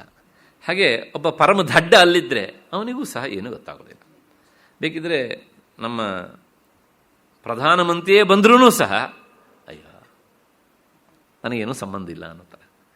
ಇಂಥವನನ್ನು ಶಾಸ್ತ್ರ ಏನು ಹೇಳುತ್ತೆ? ಜಡ. ಅಂದರೆ ವಿವೇಕ ಇಲ್ಲದೆ ಇರುವವನು ಅಂತ ಅರ್ಥ. ಹಾಗಾಗಿ ಆ ಜಡ ಏನಂದ್ಕೊಳ್ತಾನೆ ಅಂದರೆ ದೇಹ ಏವ ತದ್ವ್ಯತಿರಿಕ್ತ, ಈ ದೇಹವೇ ಆತ್ಮ ಅಂತ ಅಂದ್ಕೊಂಡ್ಬಿಡ್ತಾನೆ. ಸುಲಭ ನೋಡಿ ಅಲ್ವಾ? ದೇಹವೇ ಆತ್ಮ, ಇದರೊಳಗೆ ಏನೂ ಕಷ್ಟ ಇಲ್ಲ. ದೇಹವೇ ಆತ್ಮ ಅಂತ ಅಂದ್ಕೊಳ್ಳೋವರಿಗೆ ಅರ್ಥ ಮಾಡ್ಕೊಳ್ಳೋದ್ರೊಳಗೆ ಏನೂ ಕಷ್ಟ ಇಲ್ಲ, ಭಾಳ ಸುಲಭ ಅಷ್ಟೇ. ಕಣ್ಣಿಗೆ ಕಾಣುತ್ತೆ, ಒಪ್ಕೊಬಿಟ್ವಿ ನಾವು ಅಷ್ಟೇ. ಆದರೆ ಇನ್ನೊಬ್ಬ ಇದ್ದಾನೆ ವಿದ್ವಾಂಸ. ಅವನೇನು ಅಂದ್ಕೊಳ್ತಾನೆ ಅಂದರೆ ಶಾಸ್ತ್ರಜನ್ಯ ಪರೋಕ್ಷ ಜ್ಞಾನವತಃ, ಶಾಸ್ತ್ರವನ್ನು ಓದಿದ್ದಾನೆ, ಅವನಿಗೆ ಪರೋಕ್ಷ ಜ್ಞಾನ ಅಂದರೆ ದೇಹ ಮತ್ತು ಆತ್ಮ ಇದೆರಡೂ ಬೇರೆವೇ ಅನ್ನೋದನ್ನು ಉಪನ್ಯಾಸ ಕೇಳಿಯೋ ಅಥವಾ ಅಧ್ಯಾಪಕರ ಪಾಠದ ಮೂಲಕವೋ ತಿಳ್ಕೊಂಡಿದ್ದಾನೆ. ದೇಹಾತಿರಿಕ್ತವಾದ ಆತ್ಮ ಅನ್ನೋದು ಒಂದು ಇದೆ ಅಂತ ಗೊತ್ತು ಅವನಿಗೆ. ಈ ಜಡನಿಗೆ, ಮೊದಲನೇವನಿಗೆ ದೇಹಾತಿರಿಕ್ತವಾದ ಆತ್ಮ ಇದೆ ಅನ್ನೋದೇ ಗೊತ್ತಿಲ್ಲ, ದೇಹವೇ ಆತ್ಮ ಅಂತ ಅಂದ್ಕೊಬಿಟ್ಟಿದ್ದಾನೆ. ಇವನಿಗೆ ಎರಡೂ ಬೇರೆ ಬೇರೆ ಅಂತ ಗೊತ್ತು. ಆದರೆ ಅವನು ಹೇಗೆ ತಿಳ್ಕೊಳ್ತಾನೆ ಅಂತ ಕೇಳಿದರೆ ದೇಹೇ ಜೀವೇಚ ಅಹಂಧೀಹಿ, ಅವನಿಗೆ ಲೌಕಿಕ ವ್ಯವಹಾರದಲ್ಲಿ ತೊಡಗುವಾಗ ಈ ದೇಹವೇ ಆತ್ಮ ಅನ್ನುವ ಭಾವನೆ ಬರುತ್ತಂತೆ. ನಮಗೆಲ್ಲರಿಗೂ ಆಗೋದು ಇದೇನೆ ಅಲ್ವಾ? ನಾನು ಅಂತ ಹೇಳ್ಕೊಳ್ಬೇಕಿದ್ರೆ ದೇಹವನ್ನೇ ಮುಟ್ಟು ನಾವು ತೋರಿಸೋದು ಅಲ್ವಾ? ಆದರೆ ಹೀಗೆ ಅಂತ ಕೇಳಿದರೆ ನಾವು 24 ಗಂಟೆ ಪೂರ್ತಿ ಹೀಗಿರೋದಿಲ್ಲ. ಉದಾಹರಣೆಗೆ ಯಾವುದೋ ಒಂದು ಧಾರ್ಮಿಕ ಕೆಲಸ ಮಾಡ್ತೇವೆ. ಧಾರ್ಮಿಕ ಕೆಲಸ ಮಾಡಿ ಆ ಕೆಲಸದಿಂದ ಪುಣ್ಯ ಬರಲಿ ಅಂತ ಬಯಸ್ತೇವೆ. ಆ ಪುಣ್ಯ ಬಂದು ಅಕಸ್ಮಾತ್ ನನಗೆ ಸ್ವರ್ಗ ಸಿಕ್ಕಿದ್ರೆ ಸಿಕ್ಕು ಹೋಗಲಿ, ಆವಾಗ ನಾನು ಸ್ವರ್ಗಕ್ಕೆ ಹೋಗಬೇಕು. ಸ್ವರ್ಗಕ್ಕೆ ಹೋಗಬೇಕು ಅಂದರೆ ಈ ಶರೀರವೇ ಸ್ವರ್ಗಕ್ಕೆ ಹೋಗುತ್ತಾ? ಈ ಶರೀರ ಇಲ್ಲಿ ಬಿದ್ದುಬಿಡತ್ತೆ. ಹಾಗಿದ್ರೆ ಸ್ವರ್ಗಕ್ಕೆ ಹೋಗುವುದು ಒಂದು ಉಂಟು ಅಂತ ಆಯ್ತಲ್ಲ. ಅಂದರೆ ದೇಹಾತಿರಿಕ್ತವಾದಂಥ ಆತ್ಮನೊಬ್ಬನಿದ್ದಾನೆ ಅಂತ ವಿದ್ವಾಂಸನಾದವನು ತಿಳ್ಕೊಳ್ತಾನೆ. ಅಂದರೆ ಅವನಿಗೆ ದೇಹಾತಿರಿಕ್ತನಾದ ಆತ್ಮನಿದ್ದಾನೆ ಅನ್ನೋದು ಗೊತ್ತು. ಆದರೆ ಲೌಕಿಕ ವ್ಯವಹಾರದಲ್ಲಿ ತೊಡಗಿದಾಗ ಆತ್ಮನಿಗೂ ದೇಹಕ್ಕೂ ತಾದಾತ್ಮ್ಯದಿಂದಾಗಿ ದೇಹವೇ ಆತ್ಮ ಅಂತಲೂ ತಿಳ್ಕೊಂಡು ಬಿಡ್ತಾನೆ. ಅವನಿಗಿಂತ ಇವನು ವಾಸಿ ನೋಡಿ. ದೇಹಾತಿರಿಕ್ತನಾದಂತಹ ಆತ್ಮನಿದ್ದಾನೆ ಎನ್ನುವಂತಹ ತಿಳುವಳಿಕೆ ಸ್ವಲ್ಪ ಪ್ರಮಾಣದಲ್ಲಾದರೂ ಇಲ್ಲದೇ ಇದ್ದರೆ ನಾವು ಯಾವುದೇ ಧಾರ್ಮಿಕ ಕರ್ಮವನ್ನು ಮಾಡಲಿಕ್ಕೆ ಮುಂದಾಗುವುದಿಲ್ಲ. ನಾವು ಹೇಳ್ತೇವಲ್ಲ, ಏನು ಕೇಳಿದರೆ ಇಹ ಜನ್ಮನಿ ಜನ್ಮಾಂತರೇಚ, ಈ ಜನ್ಮದಲ್ಲಿ ಹಿಂದಿನ ಜನ್ಮ ಮಾಡಿದಂಥ ಪಾಪ ಪರಿಹಾರಕ್ಕಾಗಿ ಅಂತಂದರೆ ಓಹೋ ಈ ಜನ್ಮದಲ್ಲಿ ಈ ಶರೀರ ಇದೆ, ಜನ್ಮಾಂತರೇ ಹಿಂದಿನ ಜನ್ಮದಲ್ಲಿ ಈ ದೇಹ ಇತ್ತಾ? ಇರಲಿಲ್ಲ. ಹಾಗಿದ್ರೂ ಸಹ ನಾನು ಇದ್ದೆ ಅಂದರೆ ಯಾವುದು ಇದ್ದದ್ದು? ಆತ್ಮ ಅಲ್ವಾ? ಮತ್ತು ಇನ್ನೊಂದು ಜನ್ಮದಲ್ಲೂ ಸಹ ನನಗೆ ಒಳ್ಳೆಯದಾಗಲಿ, ಭವಿಷ್ಯ ಜನ್ಮದಲ್ಲೂ ಒಳ್ಳೆಯದಾಗಲಿ ಅಂತ ಕರ್ಮ ಮಾಡ್ತಾರಲ್ಲ, ಅವಾಗ ದೇಹಾತಿರಿಕ್ತವಾದಂಥ ಆತ್ಮ ಇದ್ದಾನೆ ಅನ್ನೋದು ದೃಢವಾಗಿದ್ದವನು ತಾನೇ ಆ ಕರ್ಮ ಮಾಡೋದಕ್ಕೆ ಸಾಧ್ಯ ಅಲ್ವಾ? ಹಾಗಾಗಿ ವಿದ್ವಾಂಸನಾದವನಿಗೆ ದೇಹ ಬೇರೆ, ದೇಹಾತಿರಿಕ್ತನಾದಂಥ ಆತ್ಮ ಬೇರೆ ಎನ್ನುವಂಥದ್ದು ಗೊತ್ತಿರುತ್ತೆ. ಅವನು ವಿವೇಕಿ. ಇನ್ನೊಬ್ಬ ಇದ್ದಾನೆ, ಮಹಾಜ್ಞಾನಿ. ಅವನು ಏನು ಮಾಡ್ತಾನೆ ಅಂತ ಕೇಳಿದರೆ, ಈ ಹೊರಗಿನ ಎಲ್ಲ ಪ್ರಪಂಚವನ್ನು ಸಹ, ಪ್ರಪಂಚ ಅಂದರೆ ಇಲ್ಲಿಂದ ದೇಹ, ಪಂಚಜ್ಞಾನೇಂದ್ರಿಯಗಳು, ಪಂಚಕರ್ಮೇಂದ್ರಿಯಗಳು, ಮನಸ್ಸು, ಪಂಚಪ್ರಾಣ, ಬುದ್ಧಿ, ಅಹಂಕಾರ, ಚಿತ್ತ, ಇವೆಲ್ಲವೂ ಸಹ ಪ್ರಪಂಚಕ್ಕೆ ಸೇರಿದ ಭಾಗ. ಮತ್ತು ಇದು ಸೂಕ್ಷ್ಮ ಪ್ರಪಂಚ, ಈ ಬಾಡಿ. ಹೊರಗಿನದು ಸ್ಥೂಲವಾದ ಪ್ರಪಂಚ. ಇವೆಲ್ಲಕ್ಕೂ ಆಧಾರವಾದಂಥ ಆತ್ಮನಲ್ಲಿ ಇವೆಲ್ಲವನ್ನೂ ಲಯಗೊಳಿಸ್ತಾನೆ ಅಂದರೆ, ಈಗ ಇದು ಆತ್ಮ, ಇದ್ರ ಮೇಲೆ ಈ ಪ್ರಪಂಚ ಹೀಗೆ ಲಯಗೊಳಿಸ್ತಾನೆ ಅಂತ ಅರ್ಥ ಅಲ್ಲ. ಅಂದರೆ ಆತ್ಮ ವ್ಯತಿರಿಕ್ತವಾಗಿ ಇದು ಯಾವುದೂ ಅಲ್ಲ, ನಾನು ಆತ್ಮಸ್ವರೂಪನೇ ಆಗಿದ್ದೇನೆ ಅಂತ ನಿರಂತರ ಚಿಂತನೆ ಮಾಡುವುದೇ ದೃಶ್ಯ ಪ್ರಪಂಚವನ್ನು ಆತ್ಮನಲ್ಲಿ ಲಯ ಮಾಡುವುದು. ತುಂಬ ಕಷ್ಟದ ವಿಷಯ. ಯಾಕೆಂದರೆ ಇದೆಲ್ಲವನ್ನು ಅಲ್ಲಗಳೆದು ಒಳಕ್ಕೆ ಹೋಗಿ ನಾನು ಇದು ಯಾವುದೂ ಅಲ್ಲ ಅಂತ ನಿಲ್ಲುವುದುಂಟಲ್ಲ, ಅದೇ ದೃಶ್ಯ ಪ್ರಪಂಚದ ಲಯ. ಆಗ ಅವನಿಗೆ ಅನಿಸತ್ತಂತೆ, ಏನು ಅಂತ ಕೇಳಿದರೆ, ಅವನು ಈ ಪಂಚಕೋಶಗಳನ್ನು ದಾಟಿ ಹೋದವನು. ಅದಕ್ಕೋಸ್ಕರ ಅವನಿಗೆ ಅನಿಸತ್ತೆ ಆತ್ಮ ಅಂದರೆ ನಾನು. ಆವಾಗ ತ್ರಿವಿಧ ಪರಿಚ್ಛೇದ ಶೂನ್ಯ, 3 ರೀತಿಯಾದಂಥ ಪರಿಚ್ಛೇದ ಅಂದರೆ ಈ ಬಾರ್ಡರ್ ಏನುಂಟಲ್ಲ, ಅದರಿಂದ ನಾನು ರಹಿತನಾದವನು ಅಂತ. ಪ್ರಪಂಚದಲ್ಲಿ ಪ್ರತಿಯೊಂದು ವಸ್ತುವಿಗೂ ಈ 3 ತರಹದ ಪರಿಚ್ಛೇದ, ಲಿಮಿಟೇಷನ್ ಅನ್ನೋದು ಇರುತ್ತೆ. ಒಂದು ವಸ್ತು ಪರಿಚ್ಛೇದ ಅಂತ. ವಸ್ತು ಪರಿಚ್ಛೇದ ಅಂದರೆ ನೋಡಿ, ಇಲ್ಲಿ 2 ವಸ್ತುಗಳಿವೆ. ಈ ವಸ್ತು ಇದ್ದಲ್ಲಿ ಈ ವಸ್ತು ಇಲ್ಲ, ಈ ವಸ್ತು ಇದ್ದಲ್ಲಿ ಈ ವಸ್ತು ಇಲ್ಲ. ಇದು ಬೇರೆ, ಇದು ಬೇರೆ. ಹಾಗೆಯೇ ಆತ್ಮ ಈ ವಸ್ತುವಿನಂತೆ ಪರಿಚ್ಛೇದ ಉಳ್ಳವನು ಅಲ್ಲ. ಆದ್ದರಿಂದ ಅವನು ವಸ್ತು ಪರಿಚ್ಛೇದ ರಾಹಿತ್ಯ ಅಂದರೆ ವಸ್ತು ಪರಿಚ್ಛೇದ ರಹಿತನಾದವನು. ಒಂದು. ಮತ್ತೆ ಎರಡನೇದು ದೇಶ. ದೇಶ ಅಂತ ನಾನು ಹೇಳಿದೆ, ಅದೊಂದು ಸ್ಥಳ, ಇದೊಂದು ಸ್ಥಳ. ಈ ಸ್ಥಳದಲ್ಲಿ ಆತ್ಮನಿದ್ದಾನೆ, ಇನ್ನೊಂದು ಸ್ಥಳದಲ್ಲಿ ಆತ್ಮನಿಲ್ಲ ಅಂತನೂ ಹೇಳೋದಕ್ಕಾಗೋದಿಲ್ಲ. ಆತ್ಮ ಸರ್ವವ್ಯಾಪಿ. ಆದ್ದರಿಂದ ಅವನಿಗೆ ದೇಶದ ಪರಿಚ್ಛೇದವೂ ಇಲ್ಲ. ಮತ್ತೆ ಮೂರನೇದು ಕಾಲ ಪರಿಚ್ಛೇದ. ಈ ಕಾಲದಲ್ಲಿ ಇದೆ, ನಾಳೆ ಇರುವುದಿಲ್ಲ, ಅಥವಾ ನಿನ್ನೆ ದಿವಸ ಇರಲಿಲ್ಲ ಅಂತನೂ ಹೇಳೋದಕ್ಕೆ ಆಗೋದಿಲ್ಲ. ಇದೆಲ್ಲದು ಹಾಗೆ ನೋಡಿ, ಈಗ ಇದೆ, 10 ವರ್ಷದ ಹಿಂದೆ ಇರಲಿಲ್ಲ, ಮತ್ತು ನಾಳೆ ಇರುತ್ತೋ ಇಲ್ಲೋ ಗೊತ್ತಿಲ್ಲ. ಇವಕ್ಕೆಲ್ಲ ಕಾಲದ ಪರಿಚ್ಛೇದ ಉಂಟು. ಅಂದರೆ ಇವೆಲ್ಲ ಕಾಲದ ಕಟ್ಟಿಗೆ ಒಳಪಡುತ್ತವೆ, ದೇಶದ ಕಟ್ಟಿಗೆ ಒಳಪಡುತ್ತವೆ, ಮತ್ತು ಆ ಆಕಾರದ ಕಟ್ಟಿಗೆ ಒಳಪಡುತ್ತವೆ. ಆತ್ಮನಿಗೆ ಆಕಾರ ಇಲ್ಲದಾದ್ರಿಂದ ಅವನಿಗೆ ಆ ವಸ್ತು ಪರಿಚ್ಛೇದ ಇಲ್ಲ. ಅವನು ಒಂದು ಸ್ಥಳದಕ್ಕೆ ಮಾತ್ರ ಸೀಮಿತ ಅಲ್ಲದೆ ಇದ್ದದ್ರಿಂದ ಅವನು ಕಾಲ ಪರಿಚ್ಛೇದ ರಹಿತನಾದವನು. ಮತ್ತು ಅವನು